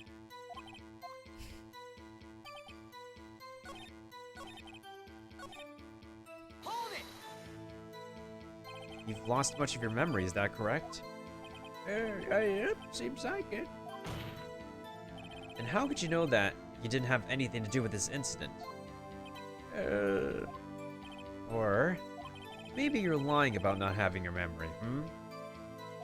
You know exactly who you are. The witness has testified quite clearly that he has no idea, no memory of who he is. To claim he's lying, then shows the court proof. How am I supposed to prove what's going on in that old codger's head? It's impossible. I'm glad you come to your senses, Mr. Wright. Very well, witness. Please continue. Might I say something, Mr. Wright? Yes, Your Honor. You've been saying the same thing now over and over. You've been calling the witness's memory of the past, or lack thereof, into question. Does this really have anything to do with the current case? Of course, Your Honor.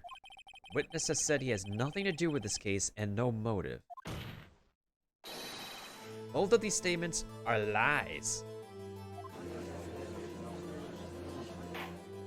Order, order. Mr. Wright, there's a serious problem with your claim. What are you saying? Are you saying you know who this witness is? Of course, Your Honor. Ho ho. Now this is interesting. I would like to know myself. So, who is he? Don't play dumb, Von Karma. Mr. Wright, please tell us this witness's name. His name is Yanni Yogi, a former court bailiff. Yogi? That name seems familiar, like Yogi Bear. Oh, Yogi Yogi. For the Dealer 6 incident. It figures the judge would have heard of it. It's such a famous case. What does this mean? Your Honor, if this man is Mr. Yogi, then he has a clear motive.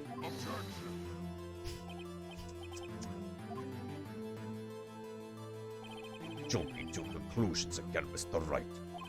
This man, this witness, is Yanni Yogi. Fascinating. However, how do you propose to prove this to the court? This is a court of law, as you may recall. You need proof. And allow me to repeat once more that the witness has lost his memory. This is it. I have to do this now. I can't prove he's Yogi right here, right now. I got nowhere else to go. I got to prove it. How can you prove that he's Yanni Yogi? It's okay. It's actually quite simple. Your Honor, please take this man's fingerprints. Then we'll compare them to the fingerprints I've filed for Yanni Yogi 15 years ago. I see. That makes sense. Don't tell me you're... Huh? I'm so very, very sorry, Mr. Wright. Why? The witness has no fingerprints.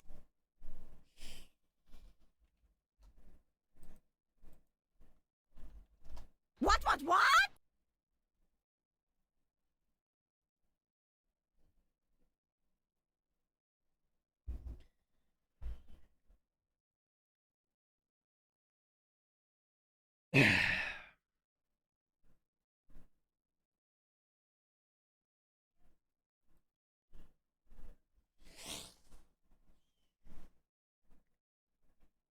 Say that again.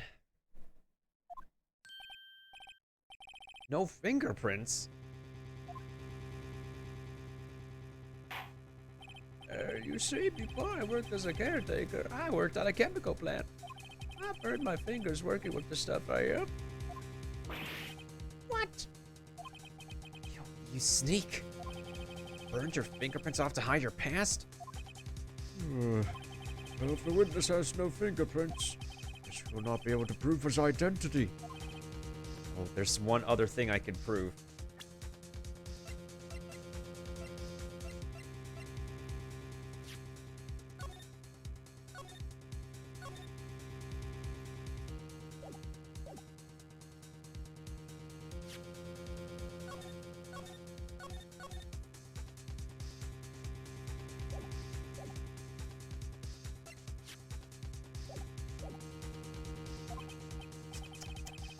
Well, what will you do, Mr. Wright? Uh, It seems that the case has been decided, no? no. I know what happened. I know everything. I just can't prove it. No, I can't let it end like this. I can't lose. There has to be another way. There is no one who will testify as to who this witness is. No one. Nick, what are we going to do? I didn't even consider that he might have erased his fingerprints. Now I do. Well, Mr. Wright, perhaps you would like to cross-examine his parrot for a little comic relief, Yeah, very funny. You're a sore winner, Von Karma. Wait a second. Jotamate. Cross-examine the parrot. Oh boy. What is it, Nick?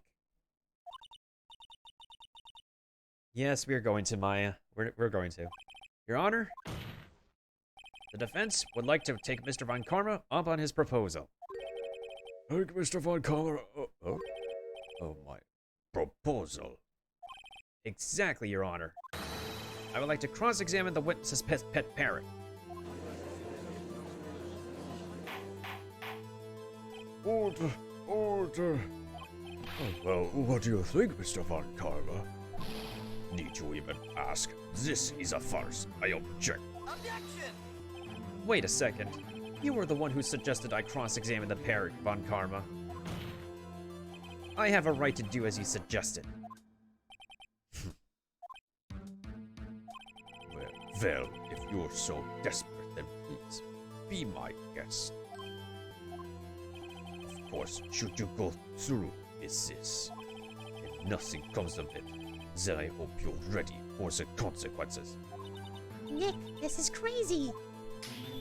Well, still want to go through with your little game?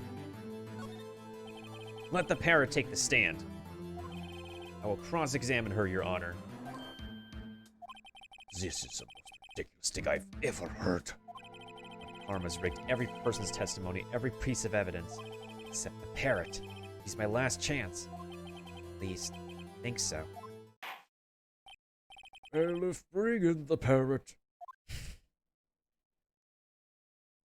It's a burb. It's a burby burb. Burb. Quite a bird. Please tell us your name. Name? This is ignoring me. Must hurt to be ignored by a bird. Very well, witness. Who is your owner? Please, testify for us.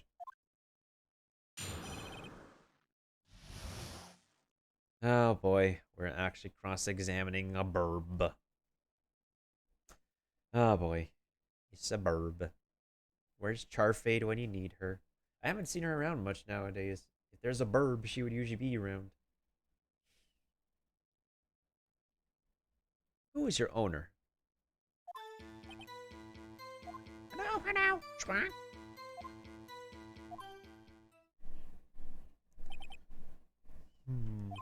Certainly the most concise testimony we've had so far. Very well, begin your cross-examination. Right.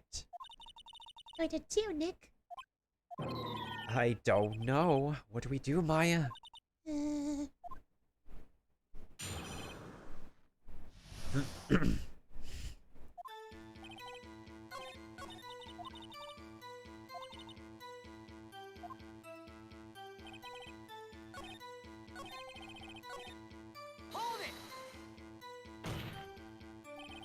Witness, you're here to speak. You must speak to me. Frankly, I can't believe that you're speaking to the parrot. I'm getting so stressed. I'm feeling a little bit stressed right now. Witness, you can't just say hello and expect us to get anywhere. I want you to testify. Maya, you talk to her. all right. What do I say?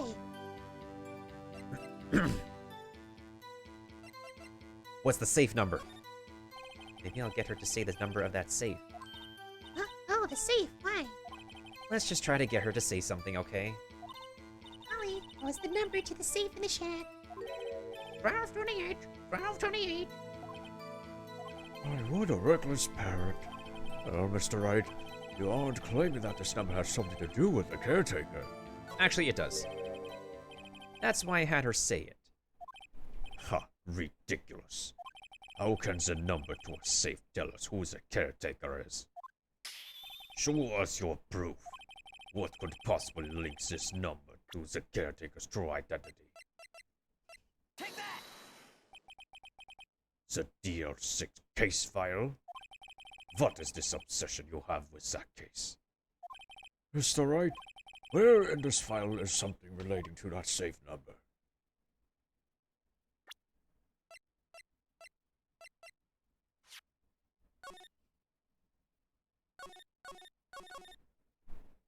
Case summary. It's on the case summary page. The case summary. Specifically, the date on which the DL6 incident occurred, Your Honor. The date of the incident, December 28th. That's today's date. 15 years ago. And the number on that safe is 1228. He used the date of the DL6 incident as the number for his safe, Your Honor. That's how important that date was to him. I see. This certainly is an interesting coincidence. People often do set their secret numbers to dates. Bah, this is not tangible proof. I set my ATM card's number to 0001 because I'm number one. We are number one. Okay. I don't know, though. Now people know.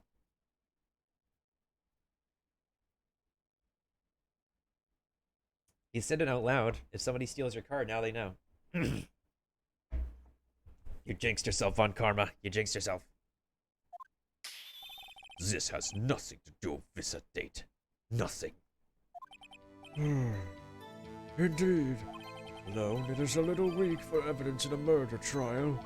We would need some other corroborating evidence. How am I going to find that? Nick, we're getting closer. One more. I think it's just got one more piece of evidence. Right, but what? Very well, witness, you may continue.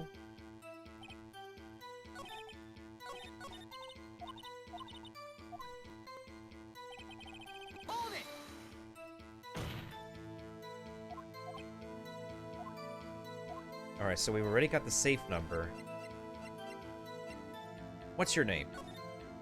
Maybe I should get her to say her name. Ollie, Ollie, what's your name?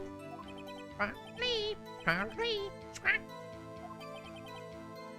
Mr. Wright, I think we've established that this parrot is named Polly. Does this have anything to do with her owner's identity? Of course it does. Yes, it does. Ah, fascinating. You claim that the parrot's name will prove her owner's identity. Then show us his proof. Don't you think you're taking this too far?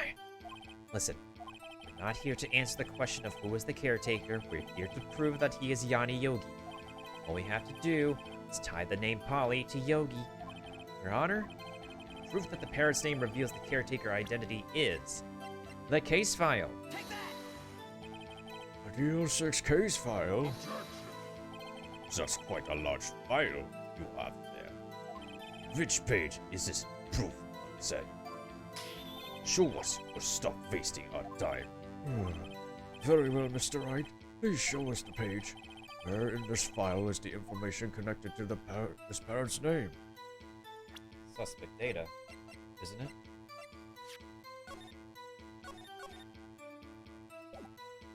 Suspect data. It's on the suspect data page. This page has all the information about Yanni Yogi. Right after he was arrested, his fiancée committed suicide, right? Indeed, it does say that, yes. What was his fiancée's name? Polly Jake. Polly? Exactly, Your Honor. He wanted to remember the name of his fiancée who had committed suicide. That's why he named his parrot after her. I see. I guess that is possible. Bah, a mere coincidence, that's all. My granddaughter has a dog she calls Phoenix. Well, Mr. Phoenix, right? Does this make you my granddaughter's fiancé? She's only 7 years old. Not legal. That's enough. I think we've reached a conclusion here. This is a mere coincidence, that's all. Oh, true, that is a possibility. However, two coincidences at the same time seems more like a pattern to me. What are you saying? Summon the caretaker of the boat shop. Immediately. Witness, tell us your name. Right. This witness, he doesn't remember. No, it's okay. I've accomplished what I wanted to do. I'm done. He looks totally different. This is the real Yogi, I think. Finally. He's been acting feeble to hide his true identity. Acting for 15 years. He's a professional actor. Why has this man not been in a movie? Or a TV show? Oh my god. Why can't we get his autograph? Anyways. Well, let me ask you again. Please state your name for the court. My name is Yanni Yogi. 15 years ago, I served as a bailiff in this very court. Order, order. Yanni Yogi. So was it you who killed Robert Hammond and tried to frame Miles Edgeworth for his death? Yes, it was me. I did it. They put me on the witness stand 15 years ago. Robert Hammond, he said I was mentally unsound. He told me it would make me innocent, get me off the hook. So, I pretended to have brain damage. I was innocent, really, but he didn't believe me. We won the trial, but I lost everything. I lost my job, my fiancé, my social standing. Then, this year, 15 years later, a package arrived. It was a letter and a pistol. A plan was written out in careful detail. It was a plan for me to take my revenge on the people who ruined my life. I didn't care who had sent it. I thought this was my chance. After 15 years, this was it. Finally, a chance to have my revenge on Robert Hammond and Miles Edgeworth. I have no regrets. Wait a moment. Revenge against Miles Edgeworth? What do you mean? What do you mean? Duh, duh? Ah, enough of that Justin Bieber song. I'm not at liberty to speak on that matter. Why don't you ask Mr. Edgeworth yourself? Anyway, I admit it. I was the one who killed Robert Hammond. Well, we figured that part out. That was easy. Mr. Von Karma, where is Mr. Yogi? Under arrest, Your Honor. I saw no room for error in his confession. The defendant, Miles Edgeworth, is... Innocent. In this case at least. Very well. Will the defendant please take the stand? There are a few mysteries left unsolved. Still, you are cleared of suspicion for this particular case. So I would like to pass judgment on the murder of Mr. Robert Hammond. Any objections? I don't believe it. Why isn't Von Karma saying anything? Very well. This court finds the defendant Mr. Miles Edgeworth. Yay! He's not guilty! That is all. This court is adjourned.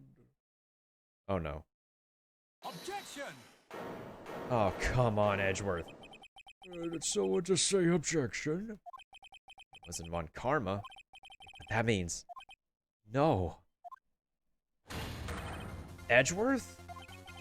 Your Honor, I object to your judgment. What do you mean? I'm not innocent at all. As we have heard, Yanni Yogi killed Robert Hammond in revenge. But revenge for what? Edgeworth is trying to confess. He's going to say he's guilty. He's going to tell them he was the murderer in the DL6 incident. He's going to tell them he killed his own dad. Uh-oh, what do I do? Objection! That judgment has already been passed. I object to Edgeworth's outburst. Did something like this happen yesterday too? I believe a certain witness raised an objection after a guilty verdict was passed. That would be Larry. We must hear this new statement. We must hear Miles Edgeworth.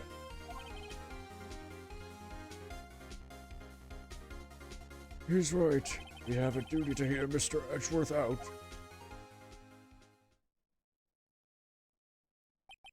For 15 years, I have had a reoccurring dream. A nightmare. It's only a nightmare. That's what I told myself. But now I know. It wasn't a dream. Yanni Yogi wasn't the killer. You mean at the incident where your father died? From the distance of the shot, it wasn't suicide either. Everything was as clear as day. The murder, the criminal in the DL6 incident. It was me. Your Honor, I confess my guilt. I am guilty for DL6, the statute of limitations of which ends today. The culprit is me. Order. This is certainly unexpected. Defendant declared innocent is confessing to a different crime. A crime for which the statute of limitation runs out today. Not really sure how I should deal with this. Ah, it's obvious. We hold a trial right here, right now. We tried this man for his crime of 15 years ago. I think I would like to take a 5-minute recess. During this time, I will consider the appropriate course of action to take. Court is adjourned. Oh, I feel like I need a recess too. December 28th, 2:24 p.m. District Court Defendant Lobby number 2. I'm sorry, Wright. I've just wasted all of your effort. Mr. Edgeworth, I still believe it, sir. I mean, you killed your dad. I didn't want to believe it either, Detective. But it's the truth. I deserve to be punished. Murder is murder, no matter what the circumstances. This is crazy. This is BS. Just complete bullcrap. Nick, what are you doing? Oh. I was just reading through the court record once more. I'm getting my case ready. You're a case for what? Isn't it obvious? I'm going to prove that Miles Edgeworth is innocent. What are you talking about, pal? He just admitted to it. He confessed that he did it. In court. I'm sorry, Edgeworth. I don't believe your nightmare. What? It's just a dream. It's not real. I'm sure Edgeworth is like, the truth is right here in this court record. In any case, tighten your belts. The real fight is just beginning. I'll prove you're innocent. Trust me. Right.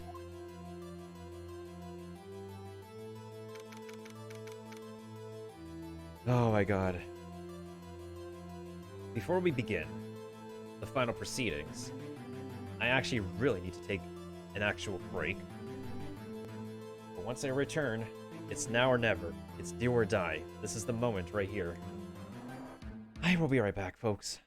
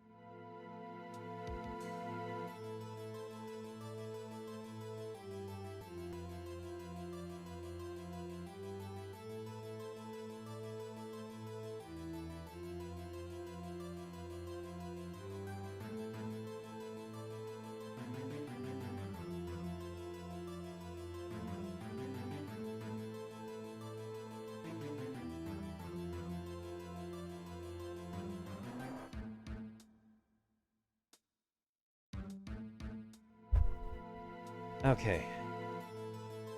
Alright, here we go.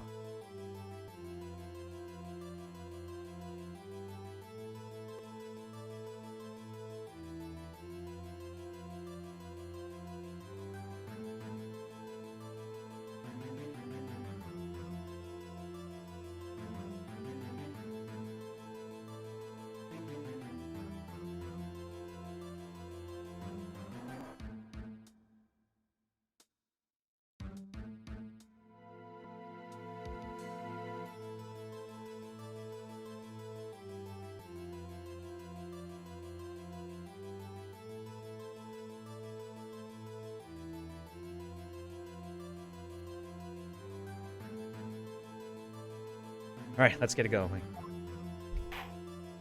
Well then, I would like to resume our trial. Judge, Miles Edgeworth has admitted his own guilt. He has confessed his crime. Let us begin by hearing his testimony. Then, though pointless, let the defense do the cross-examining. The statute of limitations on the Dealer 6 incident runs out today. Though it's unconventional for me, I like to run this one by the book. I see. Does the defense have any objections? No, Your Honor. Von Karma. You knew this was going to happen from the very beginning, didn't you? Very well. Will Miles Edgeworth take the stand?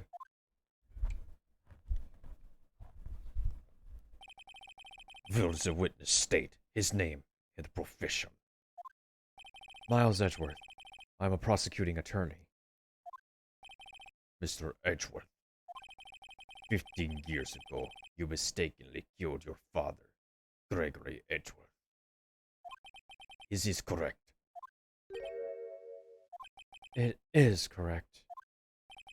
Then testify about this matter to this court.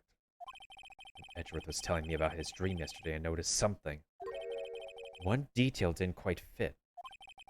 That will be the key, but only if I can get it to work. Please, please, please. Alright, here we go. That day, I had gone to the courtroom to observe one of my father's trials. As we went to leave, an earthquake struck, trapping us in the elevator. My father and Mr. Yogi lost their composure and began to argue. Just then, something heavy fell on my feet. I picked it up and threw it at Mr. Yogi. I wanted them to stop fighting. A moment later, there was a single gunshot, then a scream. It was a terrible scream. I remember it to this day.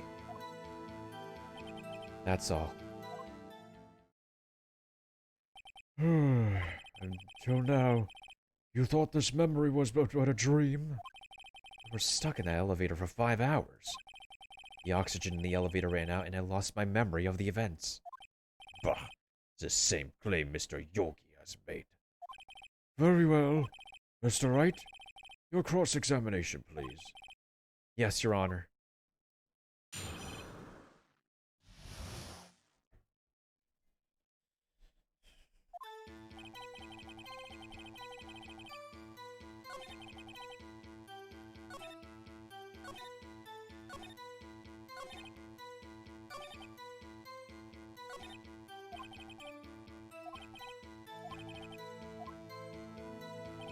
It's towards the end that he didn't make sense.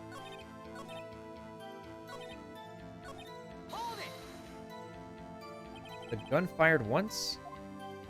Yes, I think. After I threw it, I lost consciousness. Since then, they've echoed in my head every day. That gunshot and that horrible scream. Scream. This day, yes, I can practically hear it now. I doubt I will ever forget that scream as long as I live.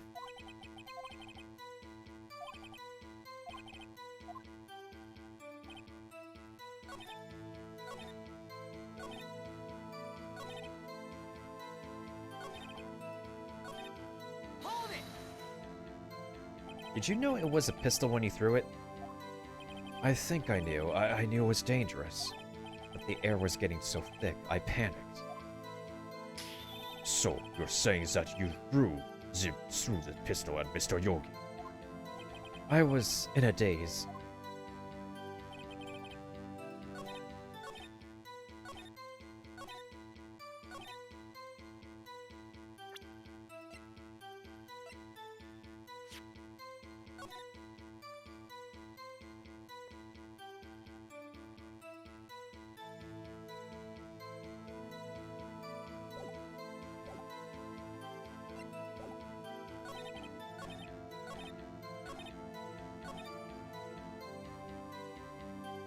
Wait, a single gunshot?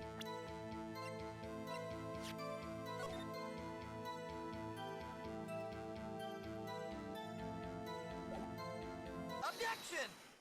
Then, but this photo. You sure there was only one gunshot? Yes, I'm sure of that. I heard the shot and the scream. Then everything faded.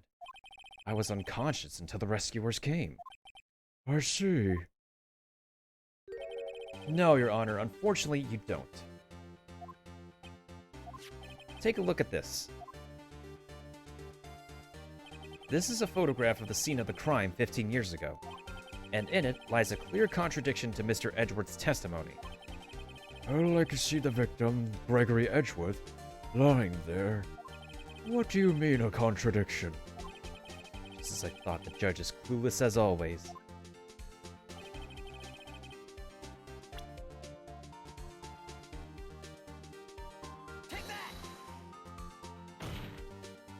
As should be obvious, the contradiction is here. I see, a bullet hole in the door.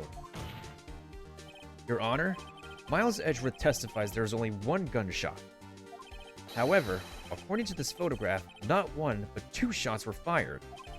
One shot hit the victim, the other hit the elevator door. I ask you then, why did Miles Edgeworth only hear one gunshot? This photograph does seem to confirm a second shot. However, when was the hole in the elevator made? It might have been there before the incident occurred. If it was there before, it has nothing to do with this incident. Mr. Wright, do you have proof that this bullet hole was caused at the time of the incident?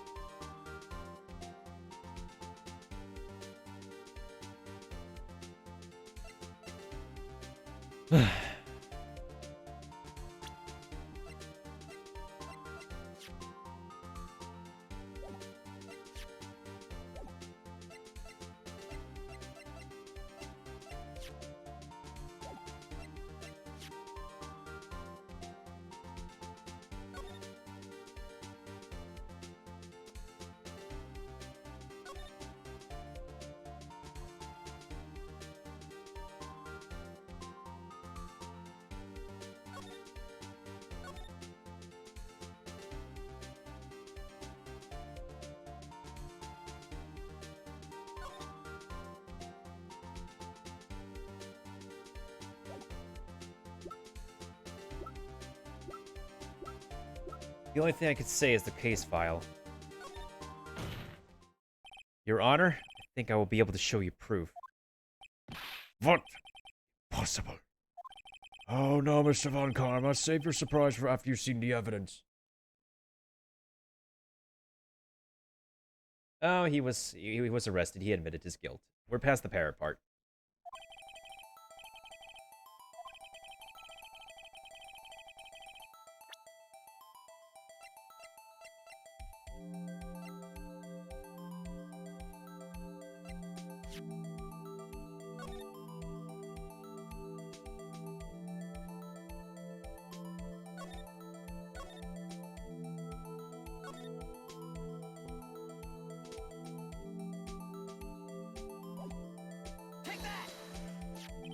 Your Honor, the answer is in this file. You do enjoy dragging out that file, don't you? I don't accept this evidence unless you can tell us what page it's on. Which page shows the link between this bullet hole and the DL6 incident?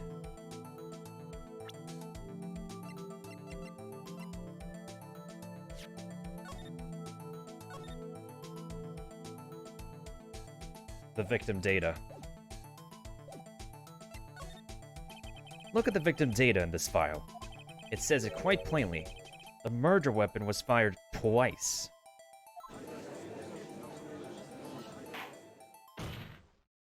Miles Edgeworth only heard one gunshot. Yet the murder weapon was fired twice. Order, order. Mr. Wright, what are you driving at? It's simple, Your Honor. At the time of the incident, 2 shots were fired. One went into Gregory Edgeworth's heart. The other hit the elevator door. Remember that the defendant lost consciousness after the shot he fired rang out. In conclusion, he must agree that the second shot was fired by somebody else. Mr. Wright, but who could that somebody else be? The murderer, of course. I knew I should have stepped in before, or your wild fantasies got out of hand. Mr. Wright, look once more at the DL6 incident case file. Look closely. Try the case summary page. Case summary? That's on page 1. Look what is written there. Not a single clue was found on the scene. If the pistol had indeed been fired 2 times, then the other bullet would have been discovered on the scene. He does have a point. That second bullet has never been found. Why? Because the second bullet does not exist. The bullet that claimed Gregory Edgeworth's life was the one fired by his own son. That is the truth of this matter. The whole truth. It was undoubtedly something else that made that bullet hole in the door.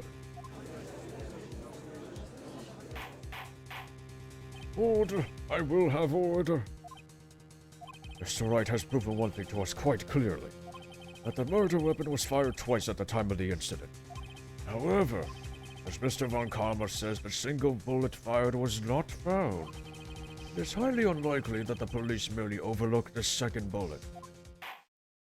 So all we have is the single bullet fired. I'm afraid I have to discount the defense's claim. I praise the judge for his wisdom in this matter. God, how did this happen? I believe that the second bullet didn't exist. Was I wrong? I've been wrong about this whole incident? What are you doing, Nick? Why aren't you raising an objection? Sorry, Maya. What? It looks like I was wrong. Nick? The second bullet wasn't there, then all my conjectures are for nothing. No? They said you'd do it, Nick. You said you'd get Edgeworth declared innocent. I'm sorry. It's just, when I saw the photograph, I thought that 2 shots had been fired. I was so certain of it, I thought I'd won. I thought there was another person, someone else who fired the killing shot. But now, I was wrong to think it could be that simple. This case has stood unsolved for 15 years. Nick? Well, it seems that we have finally cleared up this incident. Only one bullet was found at the scene of the crime. That shot was fired by Miles Edgeworth. Precisely. I would like to ask one thing of Miles Edgeworth before passing my verdict. Have you been paying attention to the trial so far? Yes, Your Honor. Do you have any objections? No. No, I do not. So you killed your father, though that was not your intention? Yes, I did. He's accepted the guilt. Very well. The statute of limitations on the murder of Gregory Edgeworth runs out today. Therefore, I must pronounce a verdict on the defendant today right here. Right now. Indeed. Does anyone have any objections? I've been here before. It's just like my first day in court. There are so many things I know I should be saying. But my mind's gone blank. I can't find the words. Mr. Wright? I have an objection. Objection! Your Honor? I object.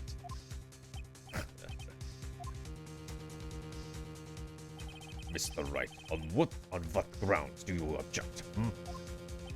Oof.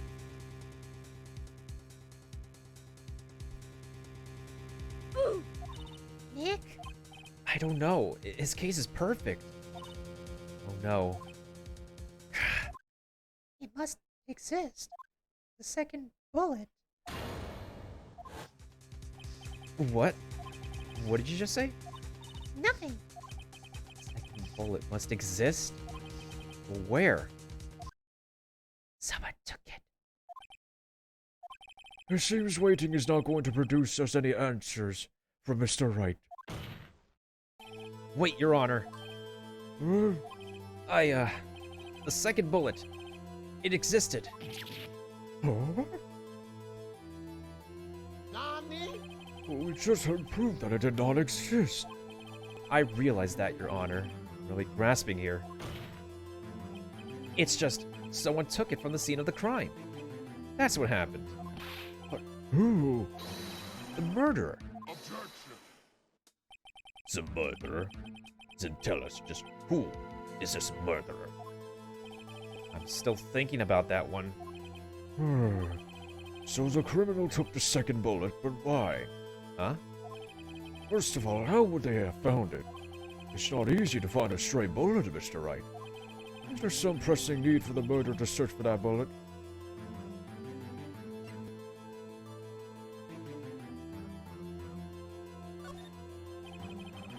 Why would the murderer have spent the time to look for that stray bullet? Haven't gotten a clue. What's wrong, Mr. Wright? The murderer.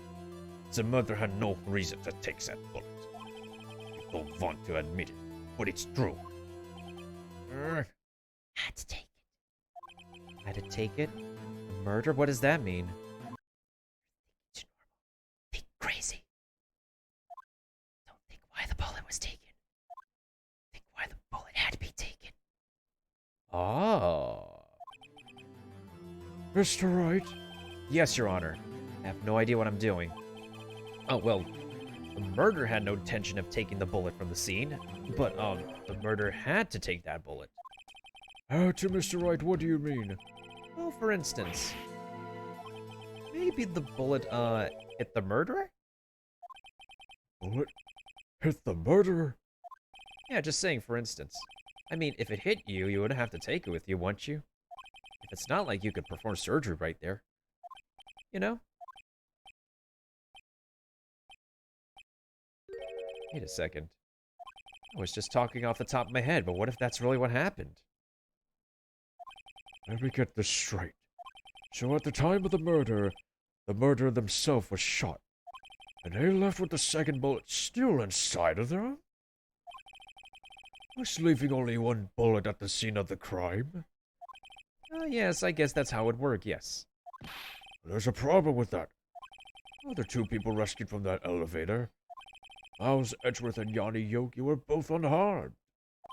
So that would mean... The murder came from outside, yes.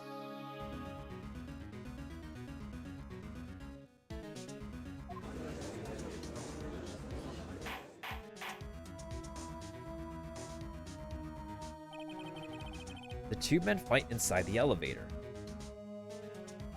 Trying to stop them, the boy picks up the pistol at his feet and throws it. The pistol discharges and the bullet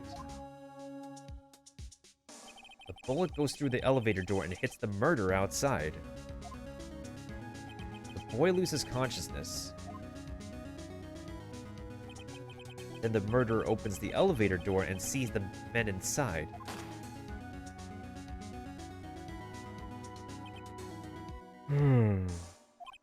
Mr. Wright, you are truly the most unpredictable defense attorney I've ever known. I could tell you're grasping, yet I cannot deny the possibility of what you say. What are you saying? Deny it. Deny it.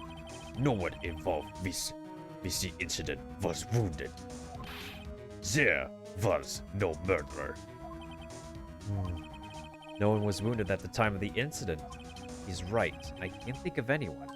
Hey, Nick. Huh? I just thought of something. Really crazy. Crazy? Remember what Mr. Grossberg said yesterday? Gregory Edgeworth dealt a blow to his perfect trial record. Wow. It must have been quite a shock for Von Karma. He took a vacation for several months after that, you see. Yes, an unusual event for the That was the first and the last vacation he's taken in his many years of prosecute. If Arkama didn't take that vacation because of shock, But took it because he was injured. Which would mean It could only mean one thing. it was the murder of the DL6 incident. It was the man who shot Gregory Edgeworth. It's Von Karma. Oh man. Something wrong, Mr. Wright? You seem dazed. No, Your Honor. Well, I've indicated the possibility that the murderer came from outside. Can you give us the name of your suspect?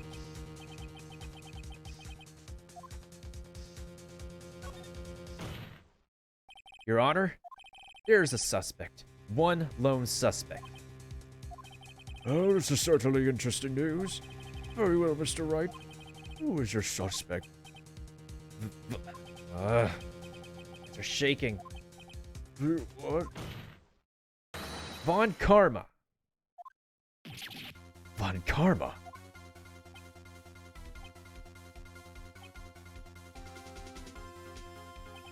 You mean the Von Karma, the prosecutor, the one standing right over there? Bah, You don't object? I see no need. Why honor this ridiculous outburst with my objection? Because you took a vacation for several months starting the day after the incident. Yet you pride yourself on a perfect record. Why would you take such a long vacation without any reason? So you're claiming that I took a vacation to heal my injury from the incident? Fascinating. Prove it. I would have needed surgery, though. Where did I go under the knife at, Mr. Wright? Bring the doctor that operated on me. Have him testify. Nick, let's find out who his doctor is. It's no use. Edgeworth? I know Von Karma. Perhaps too well. He's perfect. He wouldn't leave clues. He probably didn't undergo surgery. I would leave a doctor as a witness.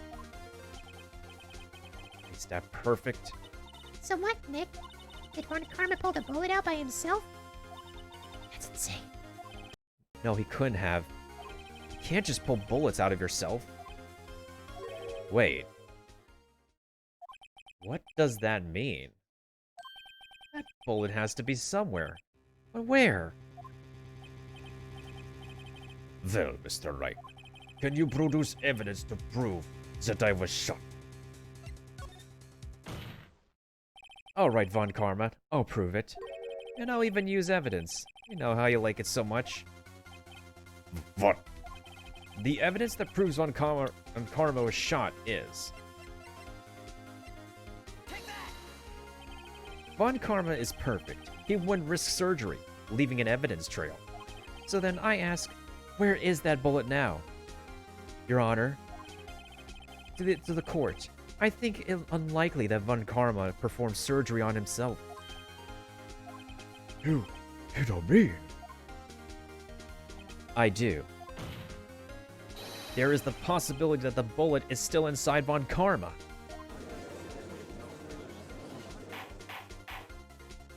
It's not even possible. All these years.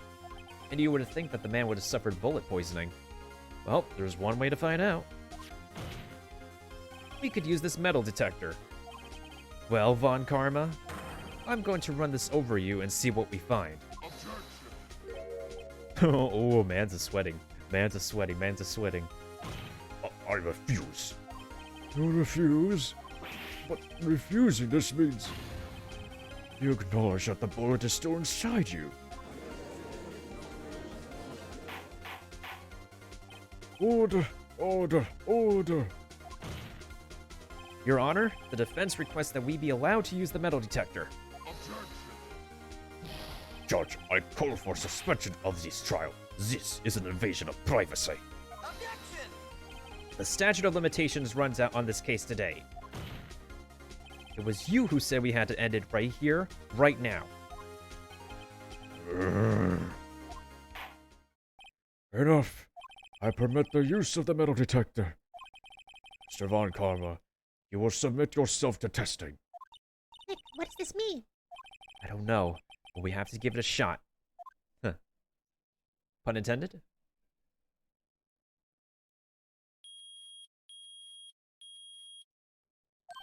It reacted. Something's inside his right shoulder. The bullet. Mr. Von Karma? You. Was you. I was afraid this would happen. And so, I remained silent. Indeed, there is a bullet in my shoulder. However, it has nothing to do with this incident. What?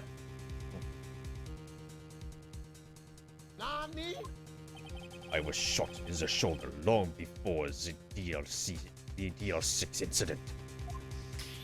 I claim that the bullet in my shoulder has no relation to DL6. You say that. But Mr. Von Karma, can you prove that? True. I have no obligation to prove anything. It is Mr. Wright who must prove something here. Not I. Mr. Wright, well, can you prove it? Can you prove that the bullet in Von Karma's shoulder is from DL6? Of course it can. You don't have any of the DL6 evidence. That's because you took it out of the records room yesterday, bastard. With no proof, you cannot convict me of any crime. So sorry, Mr. Wright. No, I'm the one who's sorry, Mr. Von Karma. What? What? You were close. One day away from freedom. But you see, I have proof. The final nail in your coffin. What? Who would have thought you would dig your own grave trying to convict Mr. Edgeworth? I can link that bullet in your shoulder to the DL6 incident. And here's my final proof.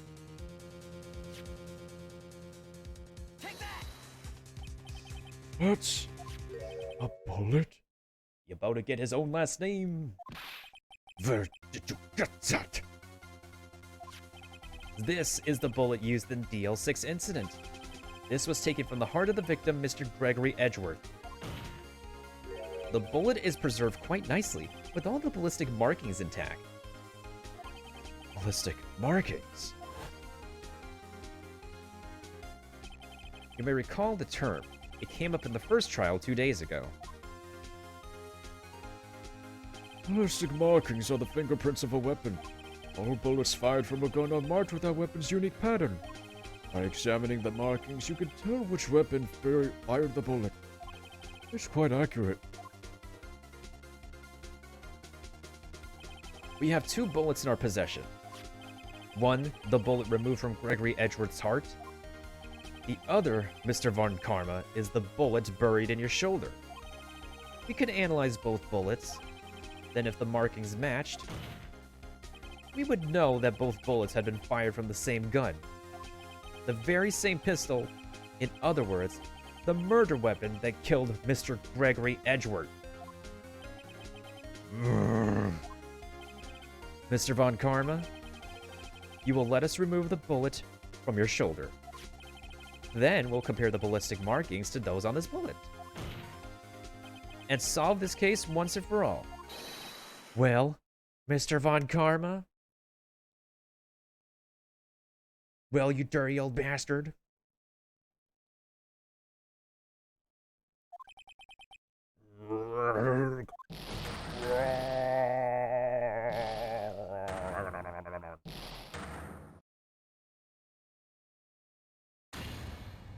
That scream. I've heard that scream before. Nande. I know.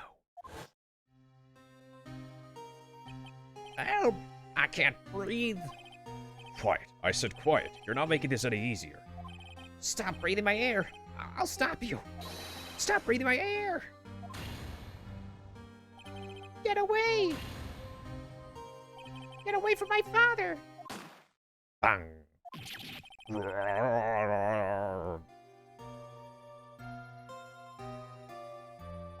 It's that scream I heard in the elevator 15 years ago. Von Karma. It was you who screamed. It was you! Mr. Von Karma.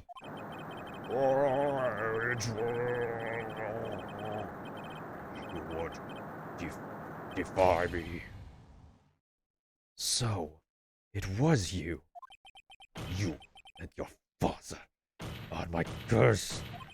Your father shamed me.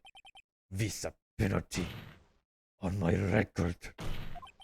You left a scar on my shoulder that would never fade.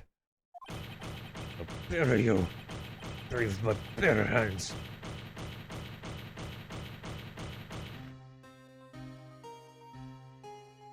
Oh, I like that emote actually. 15 years earlier. Chief Prosecutor, I am sorry. Von Karma, it's not like you to make this kind of error. I never would have thought that Edgeworth would be the one to catch you. I was careless. I'm sorry, but you'll have to be penalized. I've covered for you in the past, but not this time. Edgeworth.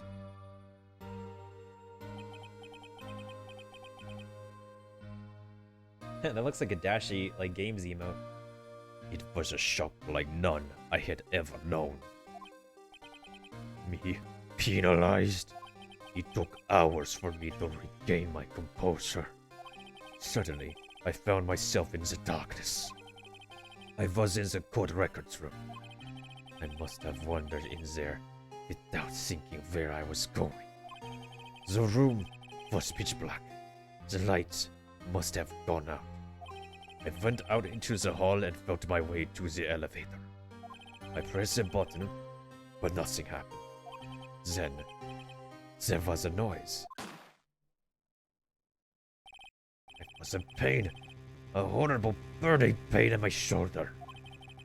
Just then, the lights came back on. The elevator door opened before my eyes.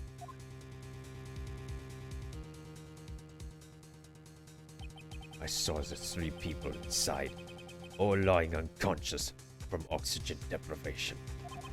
Much to my surprise, a pistol lay at my feet. I knew then it was destiny.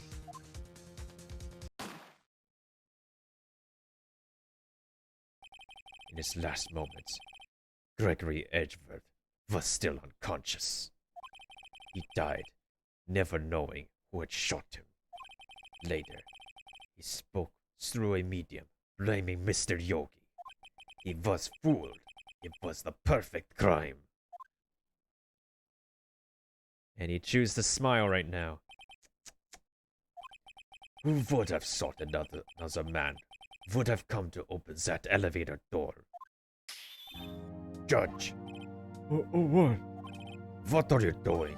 Do your job. Bring an end to this miserable charade. Now, end it. Very well. Ah, finally. It appears that we have come a very long way to the end of this maze. 15 years later. Mr. Miles Edgeworth, Yes, Your Honor. you were innocent. You are innocent. As you said, it was all a nightmare. Yes, Your Honor. This court finds the defendant, Mr. Miles Edgeworth. Not guilty.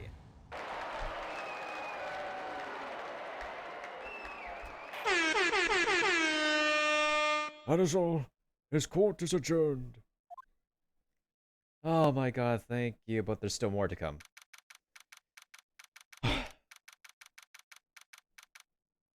December 28th, 5:38 p.m. District Court Defendant Lobby number 2. Everybody's about to go out and get some yakitori and go to an isekai and get wasted. I mean, what? Nick, we did it! Did you see his face? On Karma looked even paler than usual. He's pretending to be all cool, but inside you crushed him, Nick. Crushed. I gotta say, I'm impressed. It was pretty close, though. I was sure we'd had it. No, I was on the verge of tears the whole time, myself. But now, it's all just a good memory. So it's finally over, Edgeworth. Right. Yeah?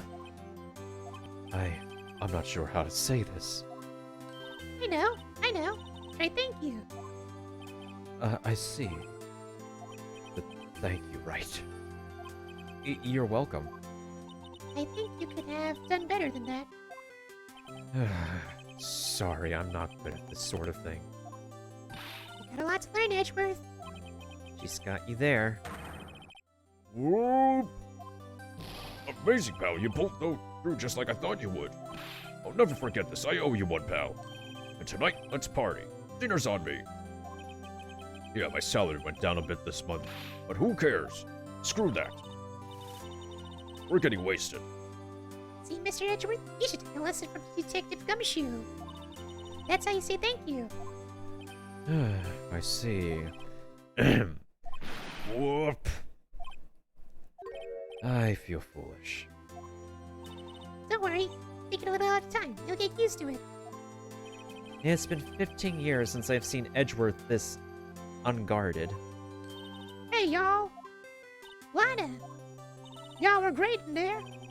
Oh, thank you. Oh, Edgeworth, congrats. Thank you all very much. I knew you were innocent from the very start, of course. Just look at you. You wouldn't stick your hand in the cookie jar even if no one was there. You were the witness on the first day of the trial, weren't you? Yeah, well, let bygones be bygones, eh? Speaking of which, what are you doing now, Lotta? Who, me? Oh, I went back to college. I gave up trying to be investigative photographer pretty quick. Really? That's too bad. Huh? Isn't that the hot dog guy from the park? Huh? It's over, Nick. My life is over. Why the sad face, Larry? What the hell happened now? Oh, Nick, I'm not long for this world. You don't look sick. It's Beyonce. She's going to live in Paris. Paris, Nick. She's leaving me behind. I should have seen that coming. Yo, Edgy, there you are. Yes, here I am. Congrats, Edgy. Here, a little gift from me in celebration. Celebration? That's unusual for you. Harry Butts, you came along tonight too. My treat, pal. Thanks. Looking forward to it. Yo, Nick. That's the suit that questioned me. When he says treat, that's not police talk for prison boot, right? Right. I think you'll be fine, Larry. Right. Yeah? What's up? That envelope that Larry gave me, it's got money in it. Well, yeah, that's not that strange. People give money away to celebrate sometimes. It's $38, right? Huh. What a weird amount. I mean, it's not a little, but it's not a lot either. Wait. 38 exactly? Hold the phone. Nick, was that exactly the amount of lunch money that was stolen from Mr. Edgeworth? Oh my god, Larry, you son of a biscuit. That's gotta be the longest IOU you've had to give. Bruh. This boy decided to return that money back 15 years later. That's the longest as hell IOU I've ever, witnessed in history. $38? No. Oh. Larry, was you? What are you so surprised about, right? Huh? Larry was absent that day from school, right?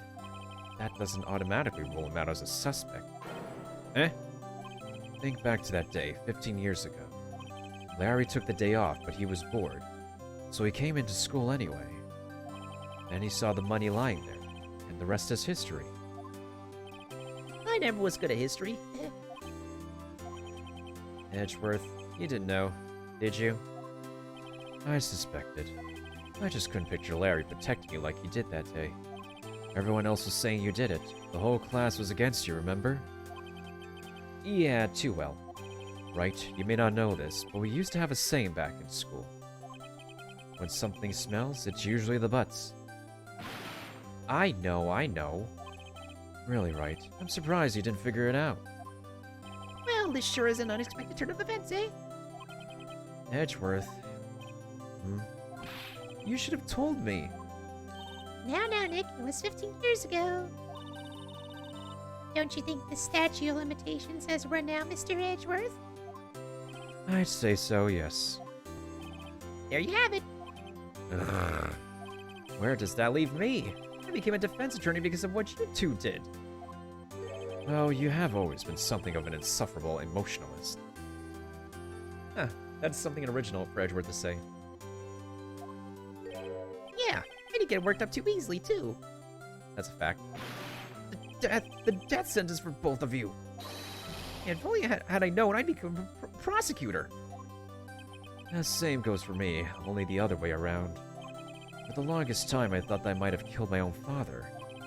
I thought I might be a criminal. I became a prosecutor and hard to punish myself. If I had known the truth, I might have become a defense attorney after all. Edgeworth. Want to switch, right? Hey, y'all, line up. I'll take a photo. Hey, photo time, let's go. And after that, dinner's on me. Let's time to get wasted, everybody. Screw work.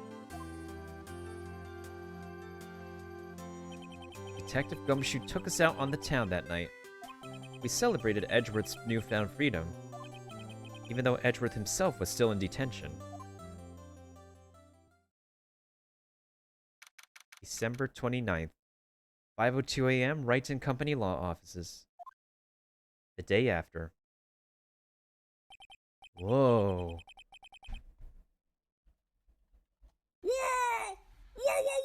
I went a little overboard yesterday. My head hurts. Huh? It's still only 5. Maybe I should go back to sleep. Huh? What's this? A letter? Good morning, Nick. You were really impressive yesterday. Seeing you, it made me think about what I'm doing here. I'm a spirit medium, in training, of course. I wanted to help Mr. Edgeworth, too. I wanted to help you, but I couldn't. I was useless. So I decided to go back to my training. I'll become a full-fledged spirit medium for starters. I couldn't say it to your face, so I left this letter. Goodbye, Nick. Goodbye? What time is it? Ah, the first trains for the mountains have already left. To the station! Ikuzen!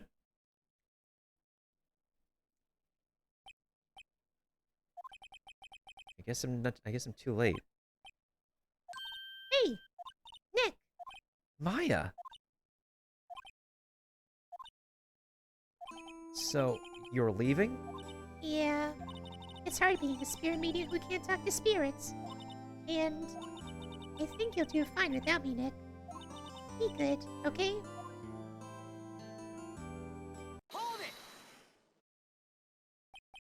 Wait! Mate! I never could have saved Edgeworth without your help. Huh?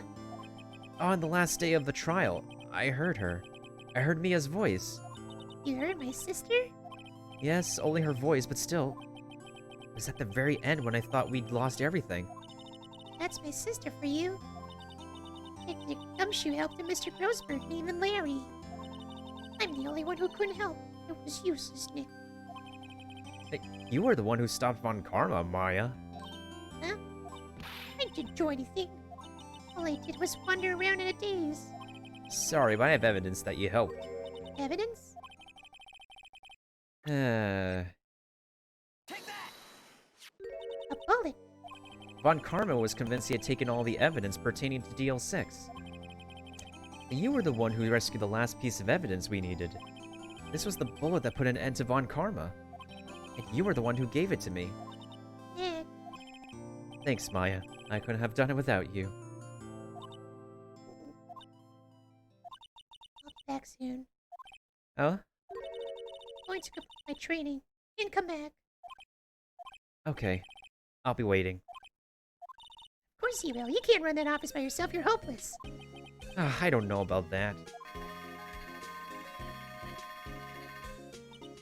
So, this is it. See you soon, Maya.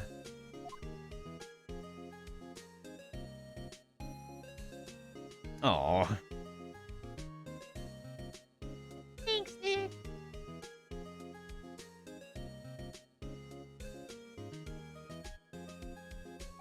And so my story ends. Time to turn a new page.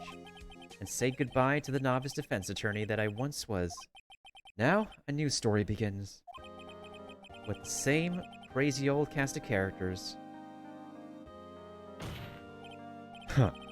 Don't think you've graduated yet, amateur. Mr. Wright, perhaps you'd like to rethink that claim.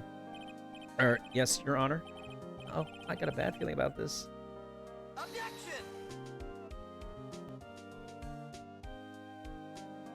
Okay, well, that was actually the original story.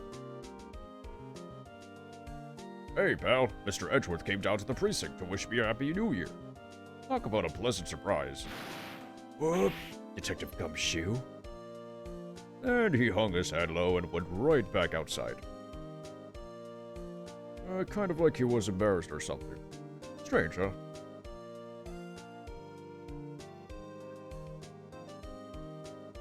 Kind of feels like you're playing through an entire anime, honestly, even though this game was made into an anime. Huh?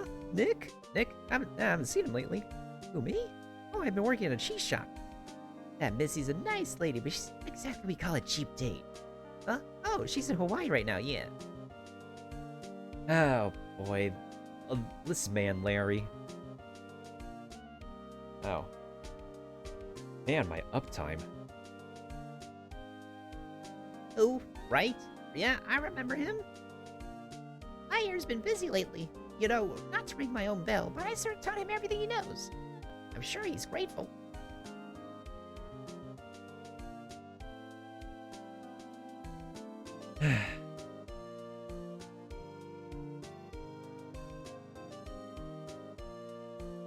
Ah, Phoenix Wright.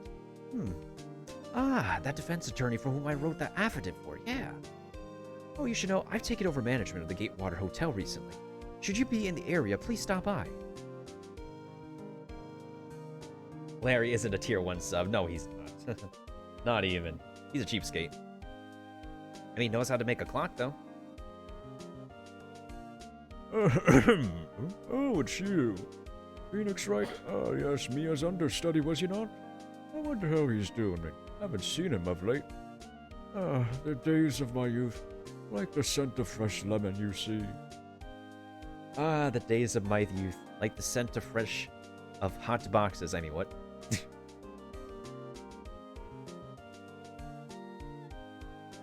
Oh, not her. Phoenix Wright? Isn't he an actor? Well, I'm not buying it. You can't be a star with a name like Phoenix. Oh, did you know that if you're because of one of the DVDs you can buy nowadays? I know, but DVDs like to storage everything's down and I'm supposed to keep it all shape anyway, huh? How the heck are people supposed to read that? The fact that she actually talks fast in the anime is still stupid too. I'm pleased to announce The Pink Princess is a hit. I'm sure I owe that Mr. Wright a great deal. Oh, and I'm keeping my face out of the public eye till the show's over. I wouldn't want to ruin any kid's dreams, you know. Oh, glad these guys are back on board.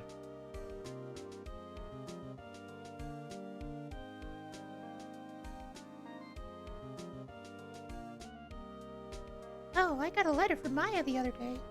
It sounds like she caught a cold standing under a waterfall. I wanted to visit, but didn't have time, so I sent her some Pink Princess trading cards. She says she can't buy them where she is. What kind of place is she living at anyway? Aw, that's sweet of Penny. Penny's a sweetheart.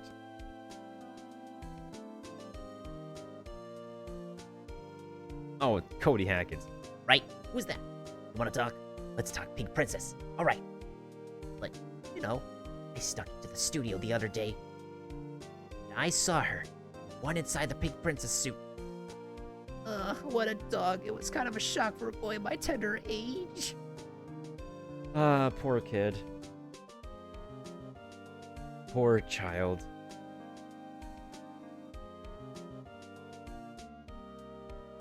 Yeah, I remember, right? That lawyer guy. Not me. I'm in training to become a paranormal photographer. You know, that picture I took of everyone? Well, just behind them, there's a ghost.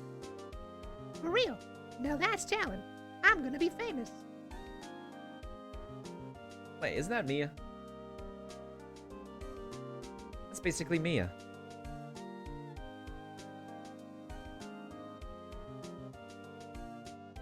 Oh, yep, that's Mia. I'm sure the victory was like something else in Japanese.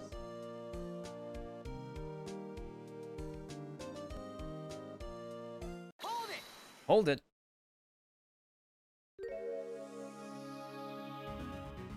Oh, come on, no. No.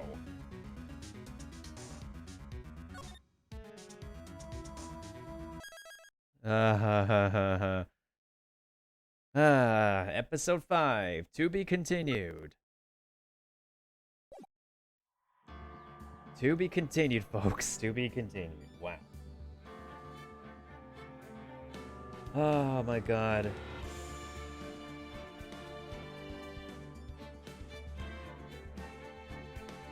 Oh yeah. Yeah, you said like, I know it's a long case. I think we might need more than one session. Like, if I were to wrap up the first game, like, by the end of next week, we're gonna have to schedule multiple sessions. Wow.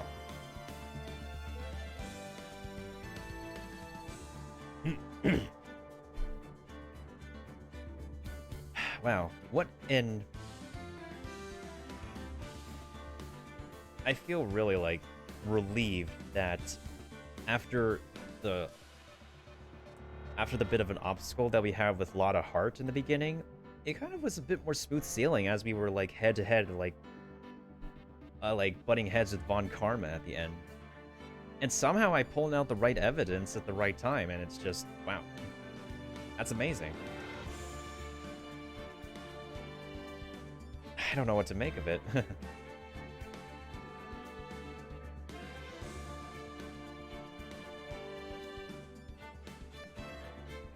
But yeah, I'll figure out when the heck we're gonna be, what is it?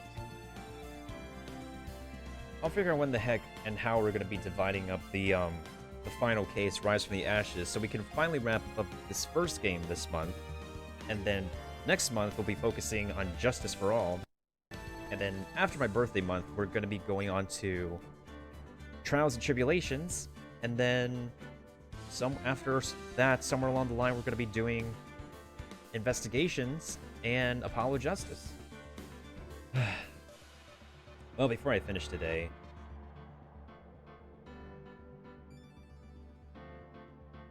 first of all,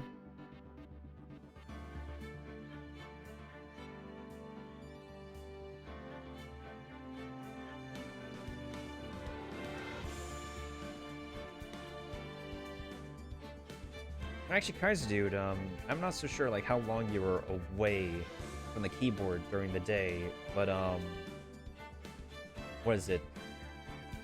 Were you aware of the version 1.3 trailer that came out for today for Genshin? Because I can show it to you real quick before I end, so that way we can actually hit a bookmark.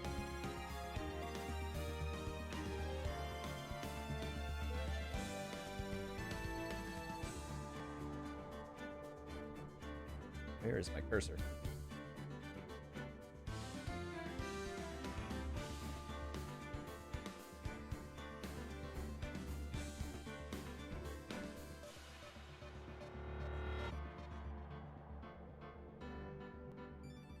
Yeah, I just want to like watch it again so we can like wrap it up.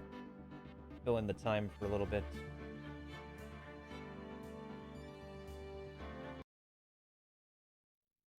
At least we finally get the Lantern Festival, though, because that's been teased since, like, before the game came out.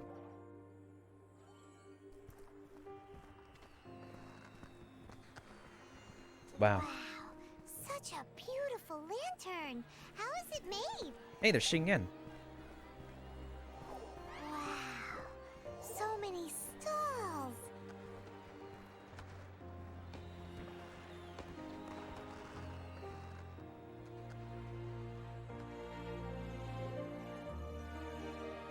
Come, try your hand at Theater Mechanicus. Oh, this is basically Genshin Tower defense. It'll be interesting. There seems to be something mysterious about this photographic apparatus. If you're able to, could you try to convince Xiao to go with you? We've been waiting for this for a while. And of course, people have been waiting for him. Their voices. I can always hear them. If you cannot bring yourself to kill, speak my name. Evil conquering! Do not judge a Adepti by your mortal ideals. That's the Jade Spear. Obviously his best weapon. Yeah, Primordial Jade Spear, his best weapon. Yep, tower defense. Oh, Pokemon. That's a Pokemon.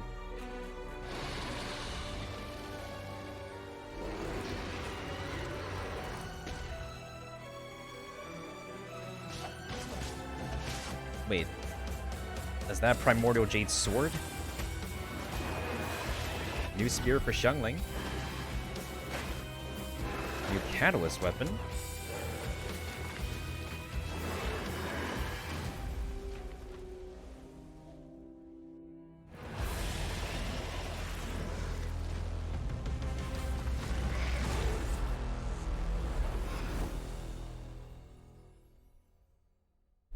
Seems like February 2nd will be just around the corner. Like, literally.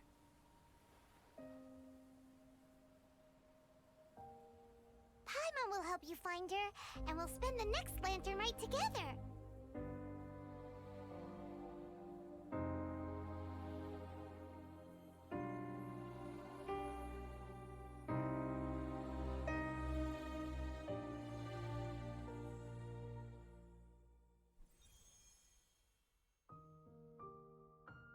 So much goodies we can get at least, but hey, Primo Gems. Primo Gems are what matters. So is the upgrading materials. At least it's still like it's an event that doesn't require resin anyways. And there's gonna be some time where we're gonna get double the rewards from ley lines without condensed resin. Yeah, like that ley line overflow thing. That's a great amount of rewards.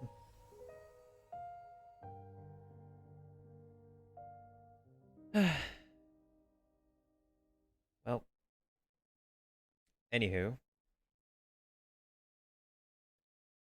what a night! What a well, not just a night. What a freaking day it's been today.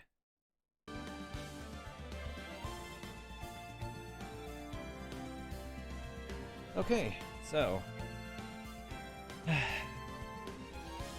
if I'm not streaming tomorrow, the next one I'm probably going to be doing is because I've been taking like frequent breaks lately, not to mostly recover and catch up on project stuff and wellness check and whatnot.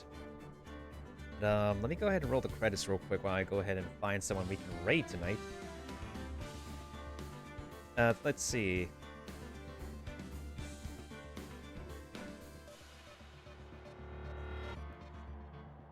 So let's see, Nick, Unknown Gaming, Wasp Poem, and Haran, thank you for the follows. Chisatori, thank you for the bits. Kiba and Arukami, thank you for the hosts today. I'd say today it's a pretty productive day. We finally managed to wrap up the Cube event for our side. Got a bit of Genshin stuff done. We watched the 1.3 presentation. We got some goodies out of there. Learned a bit about the new event, even though he didn't really explain everything too much. I do have to take care of my slime farm, and on my main account though, at least we get Primo Gems out of that. But still, what can you do? miHoYo as a company still needs to like adjust, and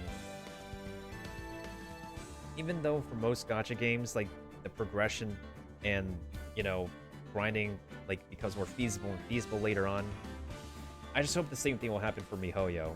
And I just hope that one of these days they can accept my content creator application. Anyways, who am I gonna raid tonight? Who do we have online? Who is gonna be our lucky winner? Normally I raid somebody playing Genshin, but we've ended the night with some Phoenix Wright, Ace Attorney. Maybe I'll go ahead and raid someone who has been playing Ace Attorney. We have a bunch of people online tonight. There's somebody I have not raided in a while.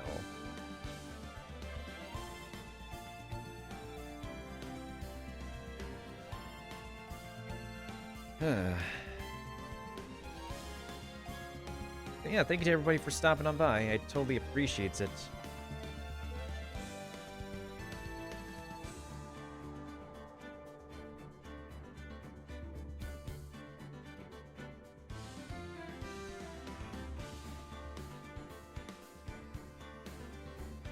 Let's see, I have Curry online actually. He's been playing. He is currently playing as some Legend of Heroes Trials of Cold Steel 3. And he has beaten Ace Attorney before. Who else do I have online? I have Shenanigans playing Galactic Civilization. Oh, he's actually playing the free game from Epic Games.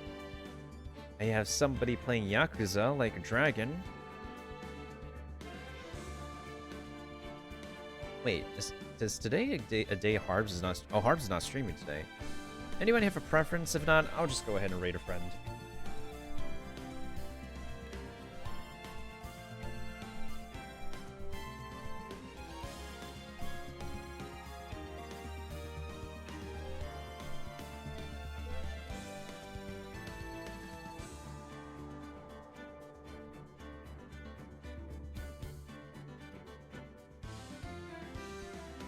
Unless I want to raid Cute Cheepy I feel like I want to raid Cute Cheepy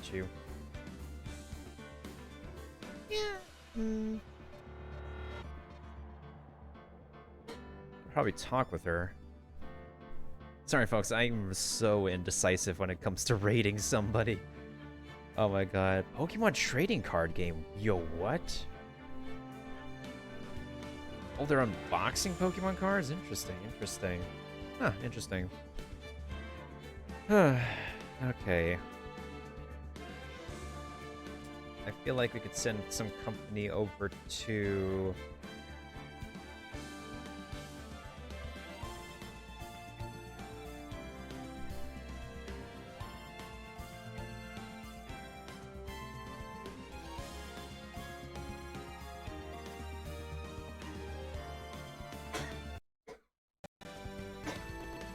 Yeah, no problem, Kaiser dude. I could probably try to help you with the cubes if you still need any help, but then again, you still need, like, more people to co-op with you. Just let me know, because I'm pretty much, like, done and over with my cubes in the meantime. I just need to, like, wait for my resin to reset so I can farm some more and beat more stuff up in my maps. I think I'm gonna go ahead and raid Curry. Because he's a pretty good supporter of the channel. I haven't, like, rated him too much. Yeah, so let's go ahead and raid Curry. He's also a fellow VIP of the channel. He's very supportive. He just recently got a green screen. And he's also a fellow small streamer. So let's go ahead and say hi to Curry. And as always, if anybody is new here, feel free to always hit me up. You can add me on, you can follow me on Twitter. You can also like add me on Discord. I won't respond to every invite, but I'll try my best. There's this Shroom Saloon. I think we're going to rename the server, honestly. Shroom Saloon sounds a little bit too classy. We'll call it the Kinoko Crib. Because if we're called the Kinoko Crew, might as well call it our crib. Like, the server should just be our crib. You know, that's how it is in this day and age. But if anybody's heading out after the raid, I hope you'll have a good evening, morning or afternoon. Stay woke, stay warm. Stay toasty, stay cool, stay chill, stay clean, always wash your hands, stay safe, always wear your masks wet before going out. Keep yourselves healthy, don't get too sick, pray for each other, wish each other best of luck, especially in the next gacha polls people are going to be doing for Xiao. in 1.3 in Genshin Impact, if anybody's doing any polls for him. And I'll catch you on the next adventure, whether it be for Stardew Sunday, Genshin Impact, or the final episode of Phoenix Wright Ace Attorney, the first game. Take that, Von Karma. Take that.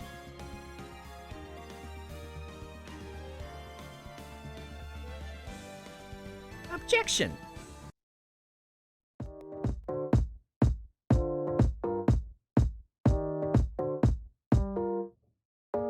Drop